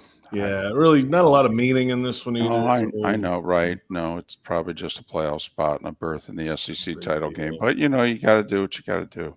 Yeah, and then it's a night game now, so I got to fly Sunday morning, first flight back for the Jags on Sunday next week. So it's cool. What's a night game? Alabama-Auburn. At Auburn? 7 Eastern. Wow. ABC. We never obviously, because CBS was 3:30 Eastern, and all but 1 year we did the game. Yep. They because ABC has all those different windows now, so they can. Yeah. Oh, I know. Curious how the folks there, because the 1 year Alabama hosted in 2014, they hosted it at night because ESPN got their hands on the game and they put it at 7:30 because they couldn't put it earlier.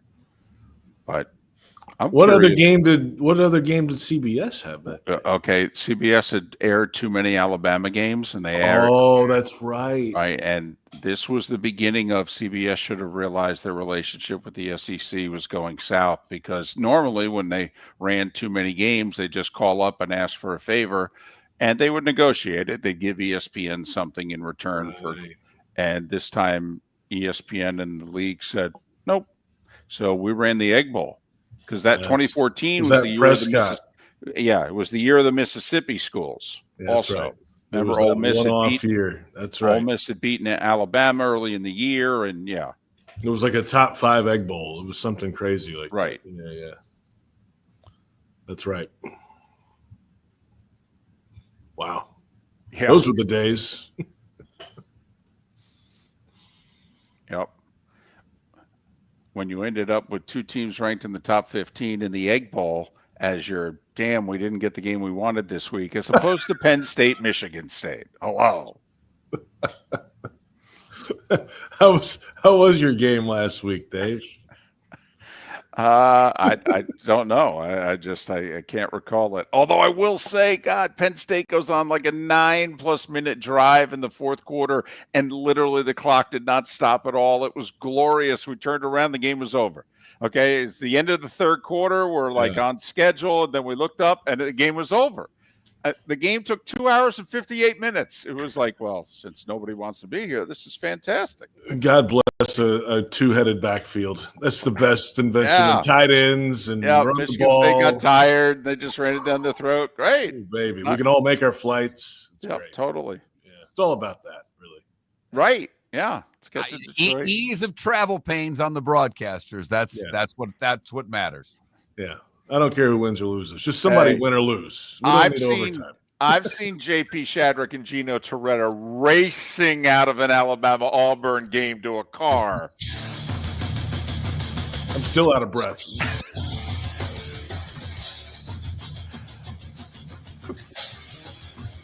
You're listening to Miller and Moulton, coming at you from the Floor Meister Studios. Floor Meisters, keeping it real.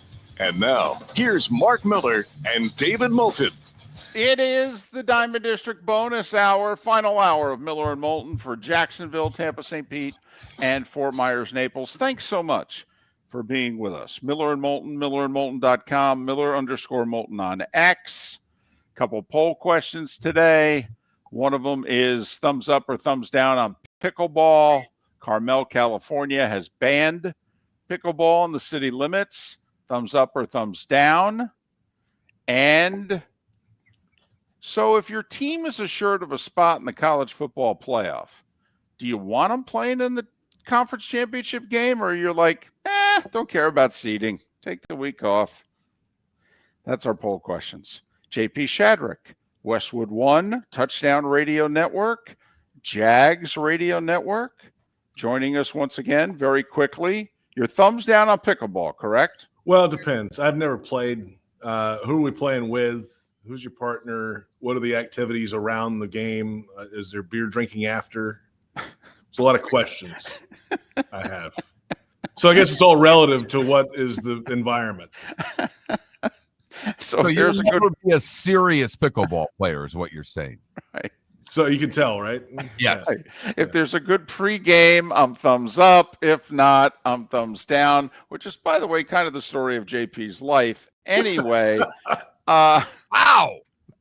He's not wrong, folks. no, see, I knew I wasn't too far off the mark there. All right.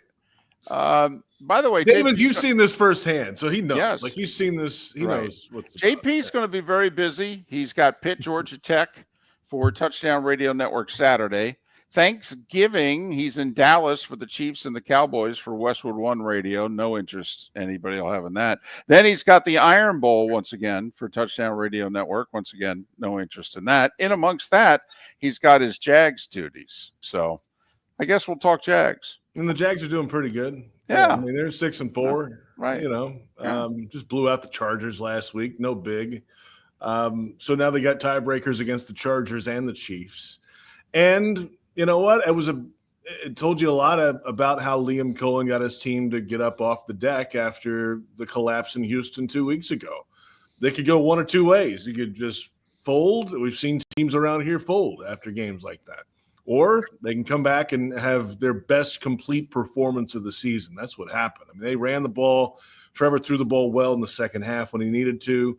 The defense got after it, and they got after it with 4 down linemen. They didn't have to blitz too much. It's their lowest blitz percentage of the season, and they still got home to Herbert. So something lit a fire on the defensive side, certainly, and then the offense just decided to go play physical football on the offensive line, which is their identity. That's when they're at their best. And now, okay, the challenge is, can you go to Arizona and knock off a Cardinals team that is like the most beat up team in football right now? I mean, 4 of their 7 captains are on IR.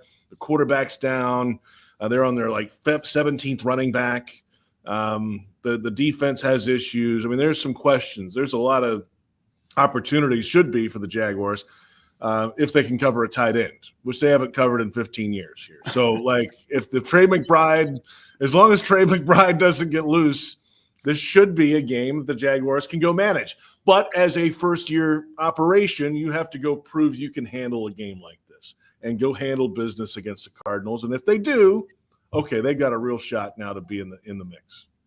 And JP, first off, I want to apologize to you, Liam Cohen, and the rest of the Jags, because last week you did this spot with us, and it was white noise to me. You're telling me about the Jags, and they're fine after blowing that game. And literally the next segment, I said he's nuts. There's no way. They're done. You said I'm nuts. Stick a fork in the Jags. I could not even more. Yes. It's not even Thanksgiving, and you're sticking a fork in the Jags. Well, right.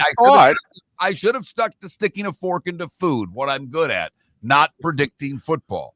And the analogy that Mark had, though, JP, was he saw the Hail Mary in the Washington-Chicago game last year. And Mark, right, you thought that the same thing was going to happen to the Jags. Because I thought the game was that important to beating the Texans and what would happen. So the performance, I mean, you have to give Liam Cohen all the accolades for getting that team to do what football teams are supposed to do. Worry about the game they played for an hour and a half and move on. And they moved on. But I thought what you said, the defense got after it, no question. They were finally able to beat up on a bad offensive line the way they should have been able to in other games. But to me, the thing you said that I thought was most important when I watched the game was the way they were run blocking.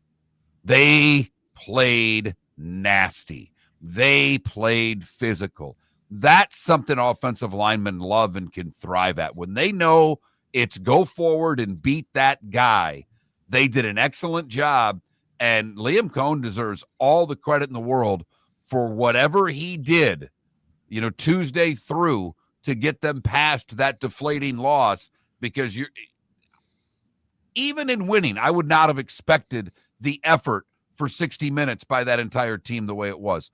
That to me is coaching, JP. Am I wrong? No, I think that it starts there. Yeah, it's coaching, but the guys have to be willing to listen and go execute it too. I mean, it's a two-way street. You can only go so far as a coach. That line is where you can't go past. So they have to go believe in it and relate to it. And I think all that's starting to show. Now, from the offensive line perspective, they had 5 guys on the injury report last week. 4 starters and missed their starting right tackle, Anton Harrison, who didn't play. So Cole Van Lanen goes in at right tackle. He was really good. The starting left guard and the center and the right guard all had question marks, injuries on the report. They went out and played, dominated. Robert Hainsey, the center, had a blindside moment where on the longer ETN touchdown, he's blocking his guy. He is engaged with his defender about 10 yards down the field and just pancakes him at the goal line for the touchdown and sits on his backside, and he's like doing this, sitting on his rear end. That told you everything you needed to know about how they felt about that game up front. They admitted they played angry. Yes. Okay. How do you get angry every week, though? Exactly. Clearly what I was going to Who's ask. doing the interview here? What do you do? Do you withhold food on the flight? I mean, what do? You need great. Wow, we saw they've got heart and they can play angry. Yeah, well, know what? These Cardinals kick puppies, okay? These Cardinals do not like small animals. So right, what do you do? I don't know what you do. You know what? It's part of being a professional football player, though. You don't, if you have to have that outside motivation, like somebody else telling you you're mad and this guy, then why are you doing it? I mean, they were angry because they blew a 19-point lead in the fourth quarter, and they wanted to respond a certain type of way. Okay, that's fine, and they did.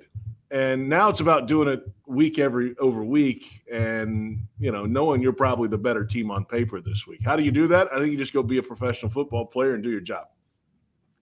And Vegas not necessarily buying the Jags. I mean, they're a slight favorite, but as you pointed out, with all the injuries of the Cardinals and how banged up they are, Vegas is saying, yeah, this is inside of a field goal game. This is going to be a close game. I will say the quarterback being hurt actually helps the Cardinals, I think, in a lot of people's opinion. But when you look at where Jacksonville is right now, what's the method to beat the Cardinals? Is it more the same what they did last week, just establishing being a running team again? Is that the most important thing for Jacksonville offensively? Yeah, I think you just got to be who you are, and Trevor Lawrence last week, the whole thing with him was, hey, let it rip. Just, if you see it, throw it. And that didn't really work in the first half. They threw an interception and things happened. And then they got back to let's run the ball and outpower these guys and not let their pass rush get to us. And you know what? They only had 1 penalty for 5 yards. They were the most penalized team in the NFL going into the game. And they managed the operation pre-snap. Trevor Lawrence was wearing a wristband with certain plays on there to streamline the pre-snap order of operations. So play comes in, it just helped calm everything down in key moments, third downs, goal line, and the run game was part of that too. So I think they run the football, and we'll see if the defense, like I said, if they cover McBride, in theory, they're a little depleted on the back end on defense with some injuries, but they played pretty well last week against the Chargers. So that's the formula. I mean, that is the clear formula for the Jaguars. Run the ball, play solid defense, don't hurt yourself. Got a couple minutes. Was last week's game a bigger game than just one game? Because, listen, I've only been in town 3 years, but even with the losing of the last 2 seasons, or the last year and a half anyway, the media locally had not crushed the Jags the way the media crushed the Jags after Houston. And I'm just curious that, I thought if they didn't respond last week that this whole regime might not recover. I'm just curious, do you think it's just 1 week, or do you think that last week is bigger than that? I think some media people like to be dramatic for clicks sometimes. I think that's shocking. I know, right? That's impossible, of course. No, it was a bad loss. It was the worst loss in franchise history, the worst blown lead in franchise history. Those are stats. Those are facts. Like, that happened. Then you get deeper into the why it happened and what they can do to improve it and not do it again. And then they improved it and didn't do it this past week, which was great to see. So The season was not over after Houston. The season's not over after this one, by the way. If they go out and lay an egg in Arizona, we're having the same conversation again, by the way. And, I don't think it's the end of the regime or that stuff. I mean, it's a first-year group trying to figure out how to find consistency and perform well. And that happens. We've had some really bad first years around here where we haven't been in these games, So this is what I think a normal first-year regime feels like when they're actually competent and know what they're doing and have a good locker room behind them. Sometimes it's going to be you're going to have some stinkers, and sometimes you're going to have some really great performances, and you just got to be able to have more good ones than bad ones. JP Shadrick, Touchdown Radio Network next 2 weeks, Pitt, Georgia Tech, and then the Iron Bowl, Westwood 1, Thanksgiving late afternoon into evening, Cowboys and Chiefs, and pre and post on the Jags Radio Network. JP, safe travels, and as always, we appreciate you. Thanks so much. Love you guys, man. Have a good one. We'll talk to you next week. Be good. JP Shadrick. Follow him on X at JP Shadrick, SHADRICK. About 25 minutes away from the good, bad, and ugly. What's on tap? Today was the day when here on Miller and Moulton. Your roof is your home's first line of defense. At Pelican Roofing of Florida, Ronnie John and their team bring years of experience to protect what matters most, your family and your business. From residential repairs to large-scale commercial roofing, we deliver honest work, fair pricing, and quality you can trust. An upgrade on your roof can lower your insurance costs. Don't wait for a leak to turn into a disaster. Call the experts at Pelican Roofing today. 1-866-9-PELICAN. That's 1-866-9-PELICAN. Online at pelicanroofingcompany.com. CCC 1332512. The Cape Coral Police Department is growing, and they want you to be a part of it. They're hiring new officers. Starting pay is between $74,000 and $90,000, depending on your experience. And with a $10,000 hiring bonus, you could be making $100,000. Enjoy paid holidays, off-duty details, plenty of OT opportunities. They're also hiring dispatchers and professional staff. So go to capecops.com. Capecops.com. Be brave, be best. Be Cape. American Paint Supplies, for nearly 30 years, is your one-stop shop for all your coating needs. If you are a designer, a contractor, a professional painter, or a weekend warrior, American Paint Supplies is the place where experts go to get expert solutions. At 6100 Shirley Street in Naples off of Pine Ridge, American Paint Supplies delivers the best solutions with the best products with the best support. Meet Gene and his team today at American Paint Supplies. Call 239-566-2700. That's 566-2700 or online at AmericanPaintSupplies.net. Let's talk the big differences between Floor Meisters and the big box store that sells flooring. Floor Meisters is family owned. They do flooring, not doors, nuts and bolts, or weed killer. They specialize in it. They know it. Floor Meisters backs their installer. So if there's ever an issue, good chance the boss, TJ, will come out and make it right. Floor Meisters prices beat the box stores every day of the week. When you think flooring, think Floor Meisters in Naples. FloorMeisters.com. Real people, real prices, real quality selection. The Floor Meisters, just keeping it real. This is Miller and Moulton.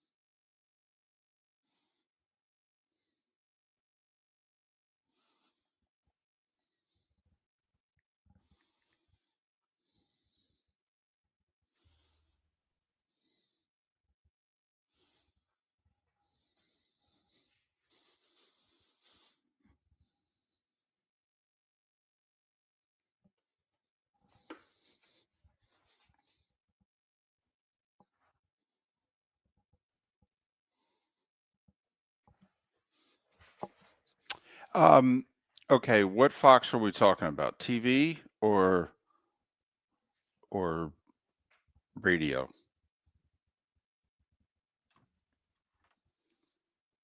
I miss Fox television just because the people were amazing. Producer, director, EA was awesome. Awesome. Tom Rinaldi joined late. He was terrific. It was just the chemistry was great. Fox treats. Fox believes in stars. And so they like to attract stars. They, thought of Joe and Troy as stars, and they treat everybody who's around them, even if you're a caddy. Okay, they treat you great. So the reason also that I was bummed, Fox was getting 2 of the next 3 Super Bowls. And that excites me. So now, by the time ABC, ESPN gets their Super Bowl, it will have been 7 years since Joe and Troy did a Super Bowl. When is the ABC, ESPN Super Bowl? Not this season. This season is NBC, then it's ABC. Gotcha. Where is that one at? LA. Yeah, this year San Francisco, then LA, then I don't know. Oh, did they go to New Orleans for the one after that? I mean, I think, Mark, the LA Super Bowl will have been 5 out of 6 out west. It will have been like 2 LAs, a Frisco, a Vegas. It's actually in New Orleans this year. That's what I'm seeing. No, because Super Bowl 60 is Santa Clara. Okay, yeah, I'm sorry. Was last year New Orleans? 25. That's what I'm. Okay, I thought last year was Vegas. Yeah, then whatever I'm seeing is wrong. So because it goes Santa Clara, SoFi, and then Atlanta. Yeah, Santa Clara this year, SoFi. Then okay, Atlanta. You're listening to Miller and Moulton. And now, here's Mark Miller and David Moulton.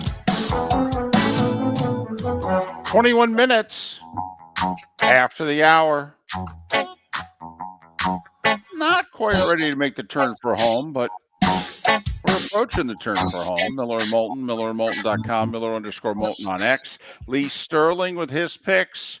Pat Kerwin to go through the games and anything out there in the NFL. We'll look back at Bills, Texans, Thursday Night Football tomorrow. And I'm going to change things up tomorrow with my picks. Yeah? Yeah, I am. The Dandy Dozen? Well, I may have David's Dime? Let's see. How many games am I below 500? Like 23 or something like that? Right. So I may have to make that many picks to try to get back to 500. No, but in all seriousness, I am going to sit down tonight and I am going to use my way of thinking all year and write down my picks, however many they are. And then I'm literally going to flip and go the other way. I have to explain something to you, the listener, not David. What he is proposing is the right move. It's truly the right move. We've both been there countless times over the years. Countless. It is the single hardest thing to do, at least to me as a show host, because you're convinced that this is the week. Convinced. And that if you flip it, your good week is sabotaged by your own brain. Right. And you going Costanza is a bold move, David. I've never done it before, but then again, I've never been this bad picking games before, not even close. And Mark, I'll tell you the moment that broke me, and I'm almost surprised they didn't do it last week, because it was 2 weeks ago when I literally looked up who the best college football teams were against the spread. And I picked the top 5 teams against the spread to all cover, and they went 1-4. And at that moment, I realized there is no formula that's going to work this year except you suck, and everything that comes out of your mouth is wrong. Did you have Texas Tech that week?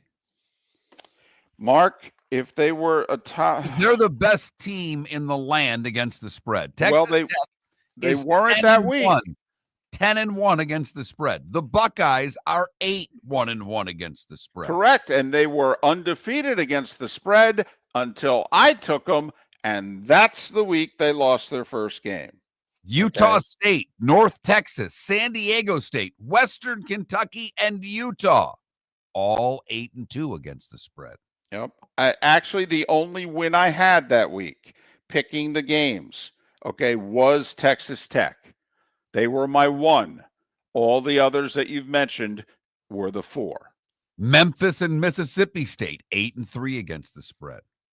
Hawaii, 7-2 against the spread. Yeah, but the problem was I was on San Diego State the week they played Hawaii. Hawaii's now won 2 games against the number the last 2 weeks. They were a mere 5-2. San Diego State was 7-1 against the number. Ohio State was 7-0-1 against the number. Mississippi State was 8-1 against the number. Loser. Only common denominator is who, Mark? That's David Moulton. Thank you. Vandy and Iowa are each 7-2-1 against the number. Right. Illinois, BYU, and Pitt all 7-3 against the number. Those are the best college football teams against the spread this season. Right. Yep. Now, I will say that week I was on Iowa, but they were only 5-2-1 against the spread heading into that game against Oregon, and they won by a half a point. So, but yeah. So there's no, I looked up trends. I did trends picks for 2 weeks. I did my gut feeling. I looked up who's best against the number. Just go with who's winning. Don't put any thought behind it. Yeah. So this week, I'm going to do what I normally do and then literally flip the pancake over. Boom. Time to do the other side. Pelican Roofing of Florida text line always open at 21,000. This gentleman simply said, so it sounds like the answer is just fade David and you'll win. Right. And now David is fading himself. Correct. I'm going third person. David is fading David. That's how bad it is. Before I could joke about it, just go the other way and you'll be 62%. Yeah, it's gotten way worse than that. Couple of poll questions on the show today. If your team is assured a spot in the college football playoff, would you rather have them play in the conference championship game or have the week off? Right now, taking the week off, getting 58% of the vote.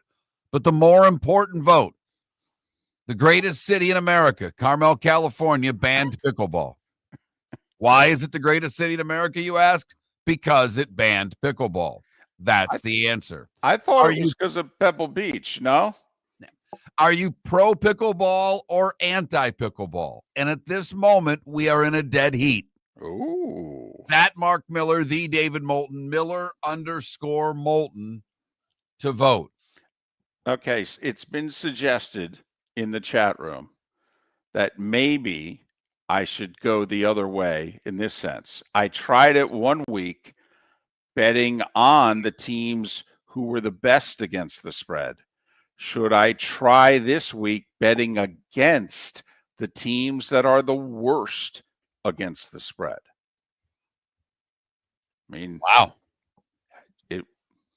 It would be, would not be admitting defeat, which is essentially what I was prepared to do, admit defeat. There's a rhyme and a reason behind this. These teams don't cover, therefore I'm going to pick against them. I'm exhausted.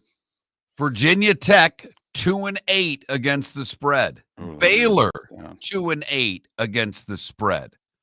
Texas and your beloved Gophers. You have a soft spot for the Gophers, having spent some time in that part of the world. I do. 2-7-1 against the spread. So, and Georgia State is the worst team in the land against the spread. They are 1-9 this season against the number. Even UMass, David, is 3-8 against the spread. Am I allowed to pick a Georgia State game, or will you just be like, come on, man, that's too far down the totem pole. I won't let you go there. You could, David, at this point, you can do whatever you want to do. Okay. I mean, get after it however you see fit. All right. You want to pick the Sam Houston Middle Tennessee State game? Knock yourself out. Ooh, and what a barn burner that is. But those picks coming up tomorrow on the show. Lee Sterling, who, he's been with us a long time. I don't remember too many losing seasons for the free picks Lee gives out. He's struggled this year. Yep. He's had a couple winning weeks lately, though. He's close to 500. I think he's 500 on his games of the week. Couple below maybe 500 on the picks he gives out on our show. Fortunately, he crushed all of October and the early part of November for his clients. Absolutely crushed it. But this is a college football weekend that I think largely you need to be betting to get enthusiastic about. Missouri at Oklahoma at noon. David's game that he's doing with USC and Oregon at 3:30. But there's not a lot of meat on the bone in college football. And then the Pitt Georgia Tech game at night, the one that JP's doing for the Touchdown Radio Network. But not a lot of meat on the bone as we get ready for rivalry week next week in college football. So a lot of big boys have patsies on their schedule as they get ready for their big games. Miller and Moulton, the good, the bad, and the ugly. Today was a day when and what's on tap. It's how we finish things off. Your roof is your home's first line of defense. At Pelican Roofing of Florida, Ronnie John and their team bring years of experience to protect what matters most, your family and your business. From residential repairs to large-scale commercial roofing, we deliver honest work, fair pricing, and quality you can trust. An upgrade on your roof can lower your insurance costs. Don't wait for a leak to turn into a disaster. Call the experts at Pelican Roofing today. 1-866-9-PELICAN. That's 1-866-9-PELICAN. Online at pelicanroofingcompany.com. CCC 1332512. The 2025 Industry Appreciation Awards in Fort Myers have wrapped up, but the celebration of business excellence continues, hosted by the Lee County Economic Development Office, Horizon Council, and Horizon Foundation. This annual event honors the innovators, job creators, and community builders driving the region forward. Visit industryappreciationawards.com to see this year's winners and learn how local businesses are shaping a stronger, more resilient economy for Lee County, building a better community through business, sports, and tourism.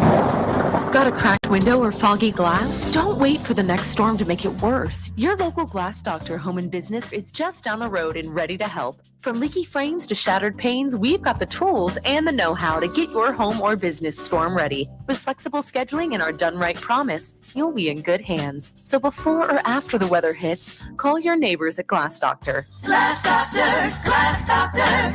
Call the Glass Doctor, we fix your pains. Oh, yeah. Mark Miller for Sleep Treatment Direct. They are helping me with sleep apnea. And by helping me, I mean curing me. No more CPAP machine, no more snoring, no more tossing, no more waking up exhausted. Their expert team got me the right treatment fast and hassle-free. If you want to feel energized and get rid of your snoring, call Sleep Treatment Direct today. 444-1741. That's 239-444-1741. Sleep Treatment Direct. Sleep safe and This sound. is Miller and Moulton.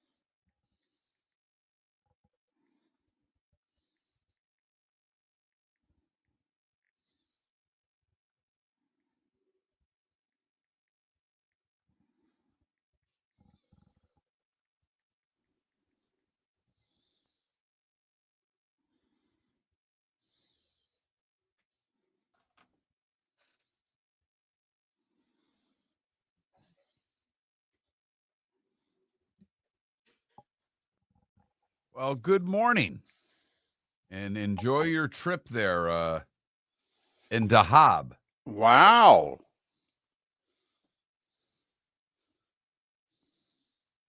He's in Dahab, not Dahouse. You know what I'm saying? Right. So, dinner time? What time are we talking there?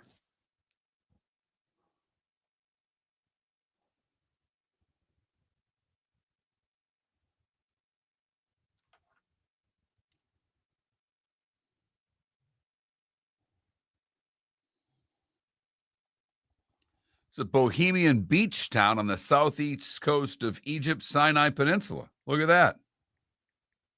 Huh.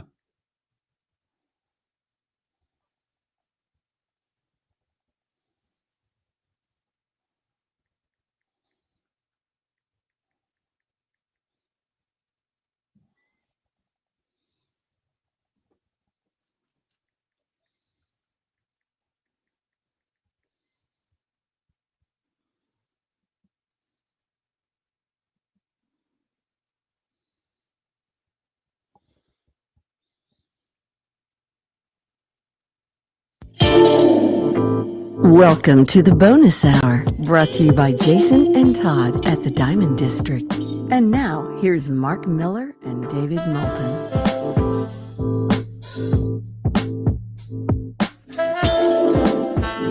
$22 till we're done. We're out of here. Till we start prepping for a football Friday. Although we've got a football Thursday night. Bills and Texans. And, of course, there's the obligatory college game.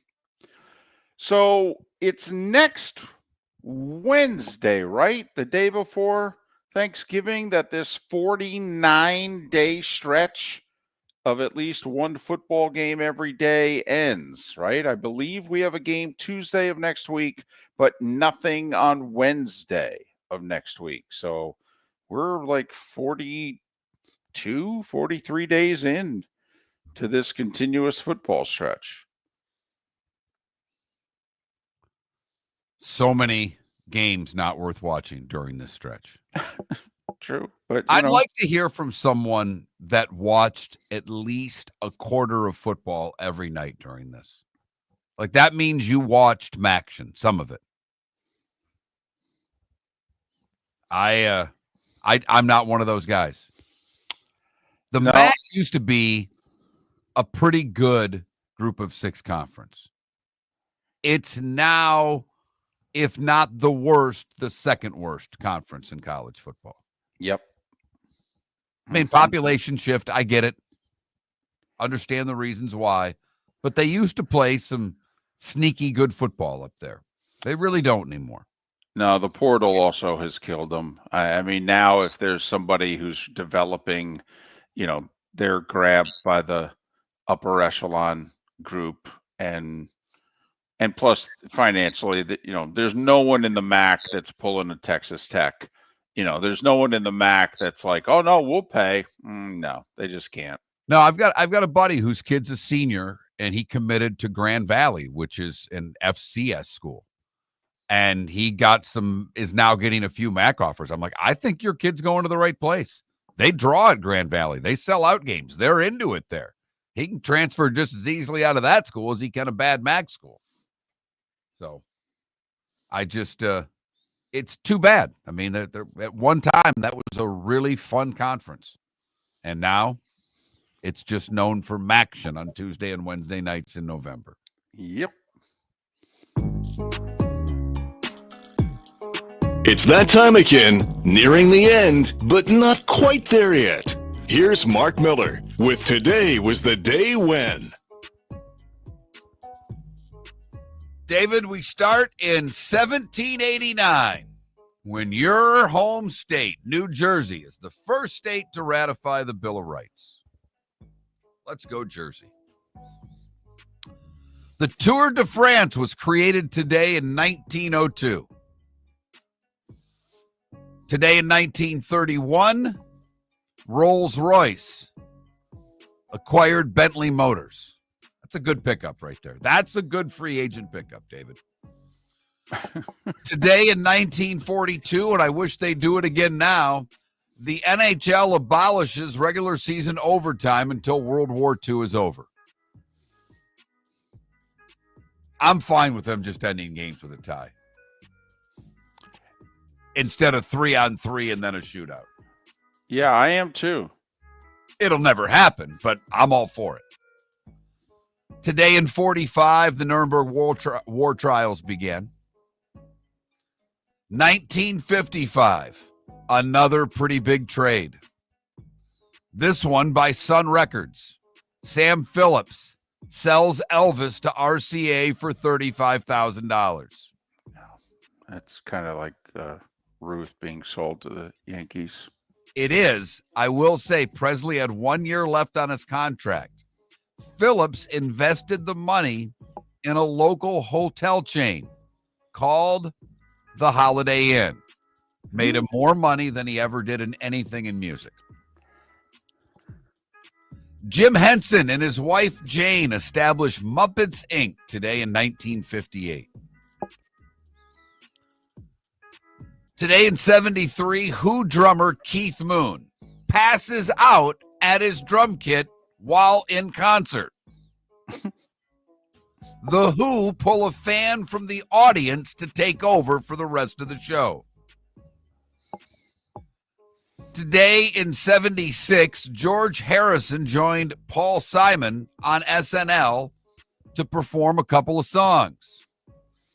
Earlier that year, Lorne Michaels offered the Beatles $3,000 to reunite.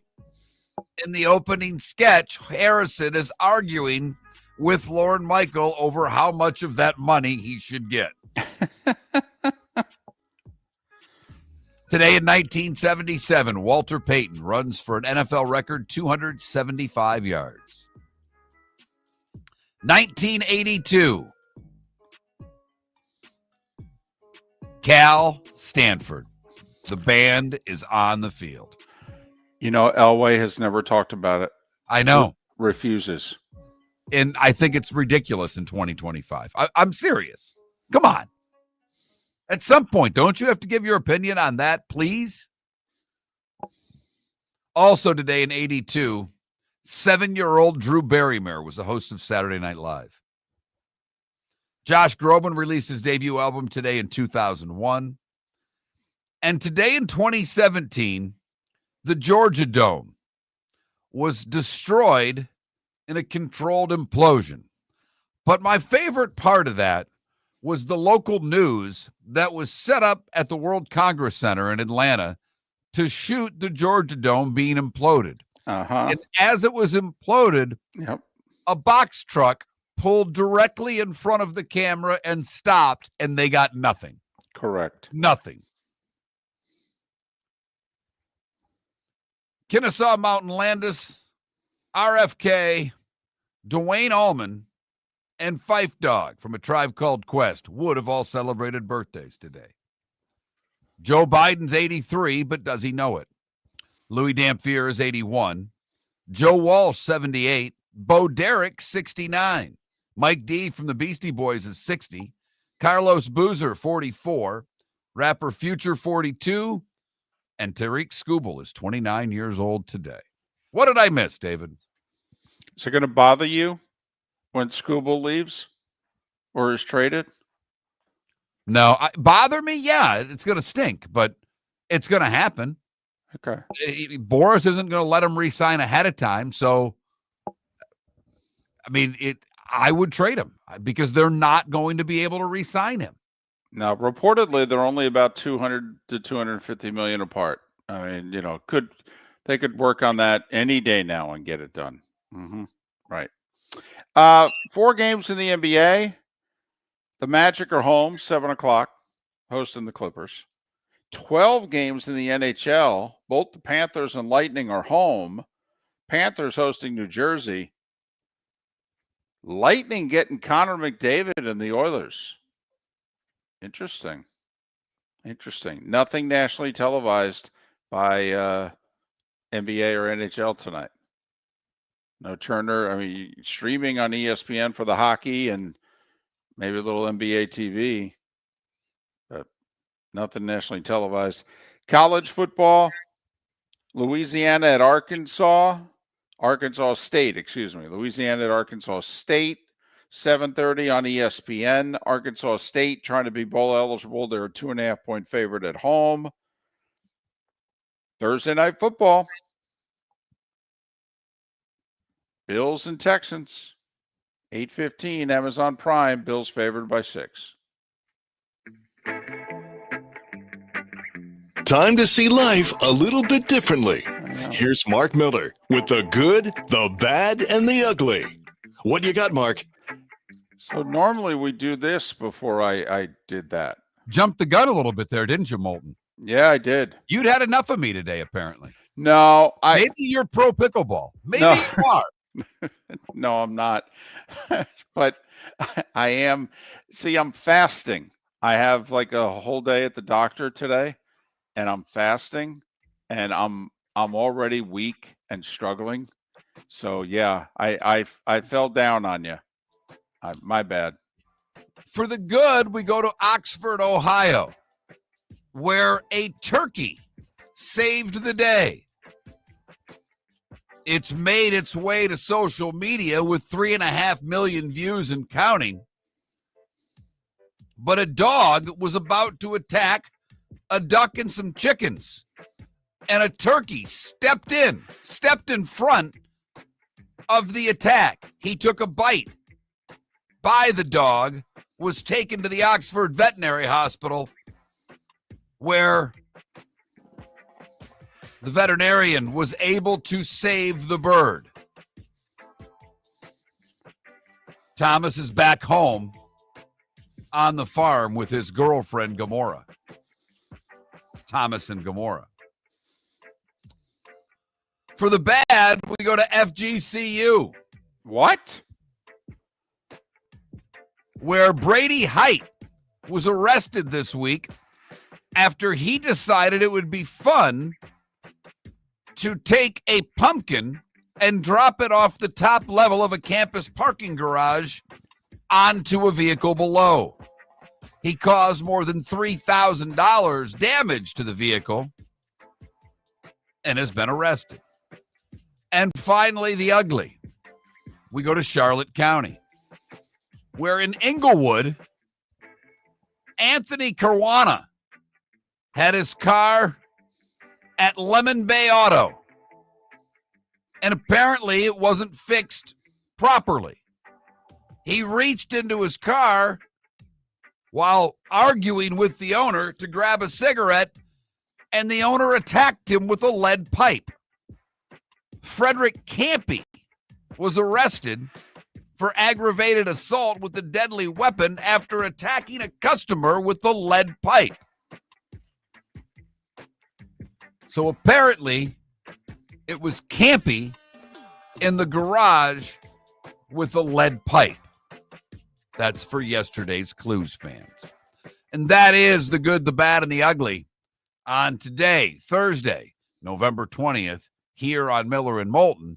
This segment sponsored by the Cape Coral Police Department, hiring new officers, great pay, great signing bonus, unbelievable benefits, and overtime opportunities as well.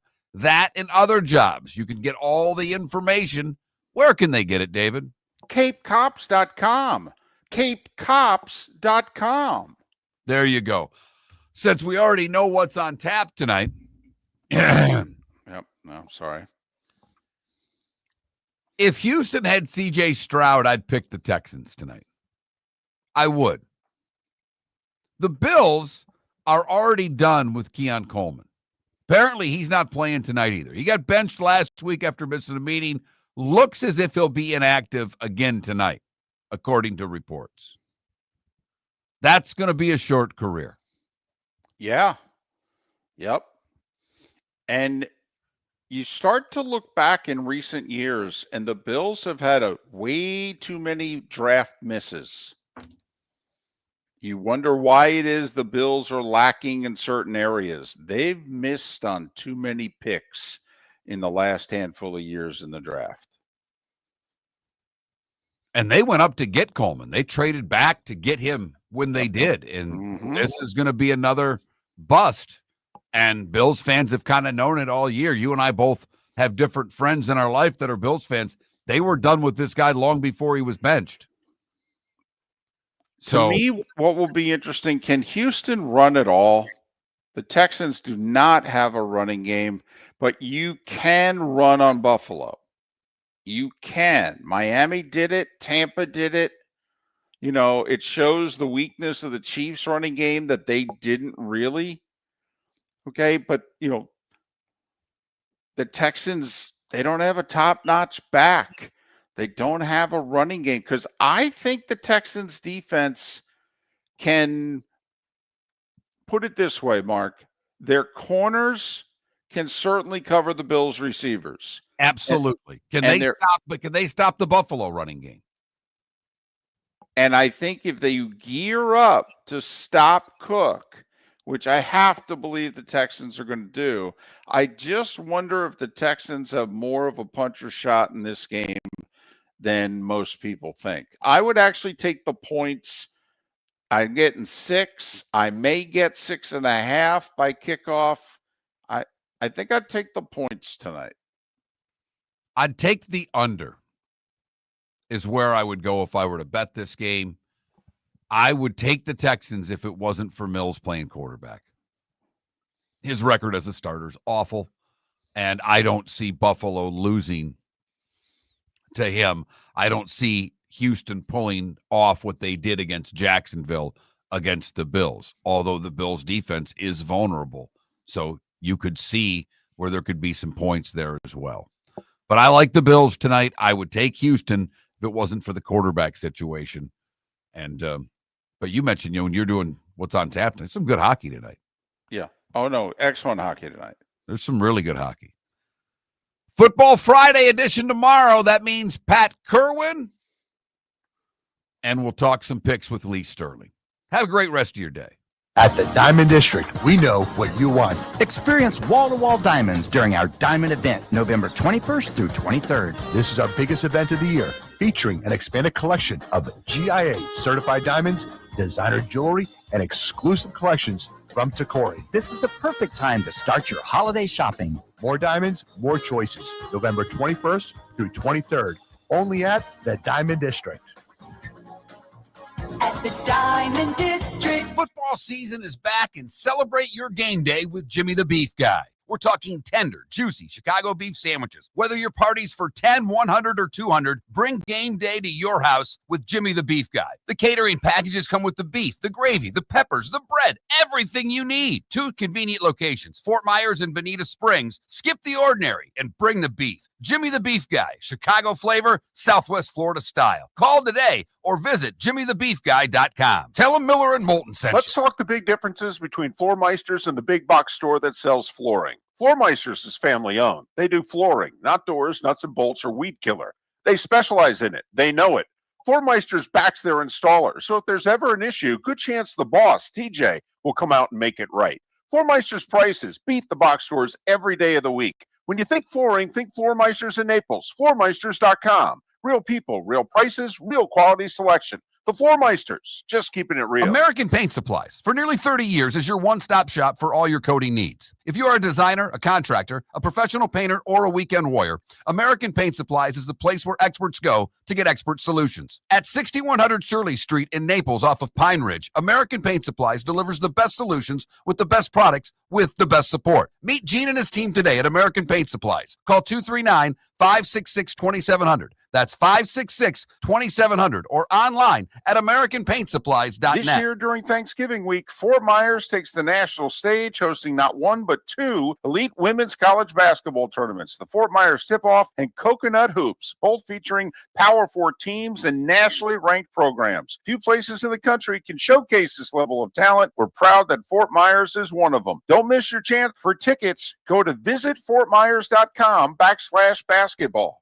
Lee County, building a better community through business, sports, and tourism. Your roof is your home's first line of defense. At Pelican Roofing of Florida, Ronnie, John, and their team bring years of experience to protect what matters most, your family and your business. From residential repairs to large-scale commercial roofing, we deliver honest work, fair pricing, and quality you can trust. An upgrade on your roof can lower your insurance costs. Don't wait for a leak to turn into a disaster. Call the experts at Pelican Roofing today. 1-866-9-PELICAN. That's 1-866-9-PELICAN. Online at pelicanroofingcompany.com. CCC 13325. This is Miller and Moulton.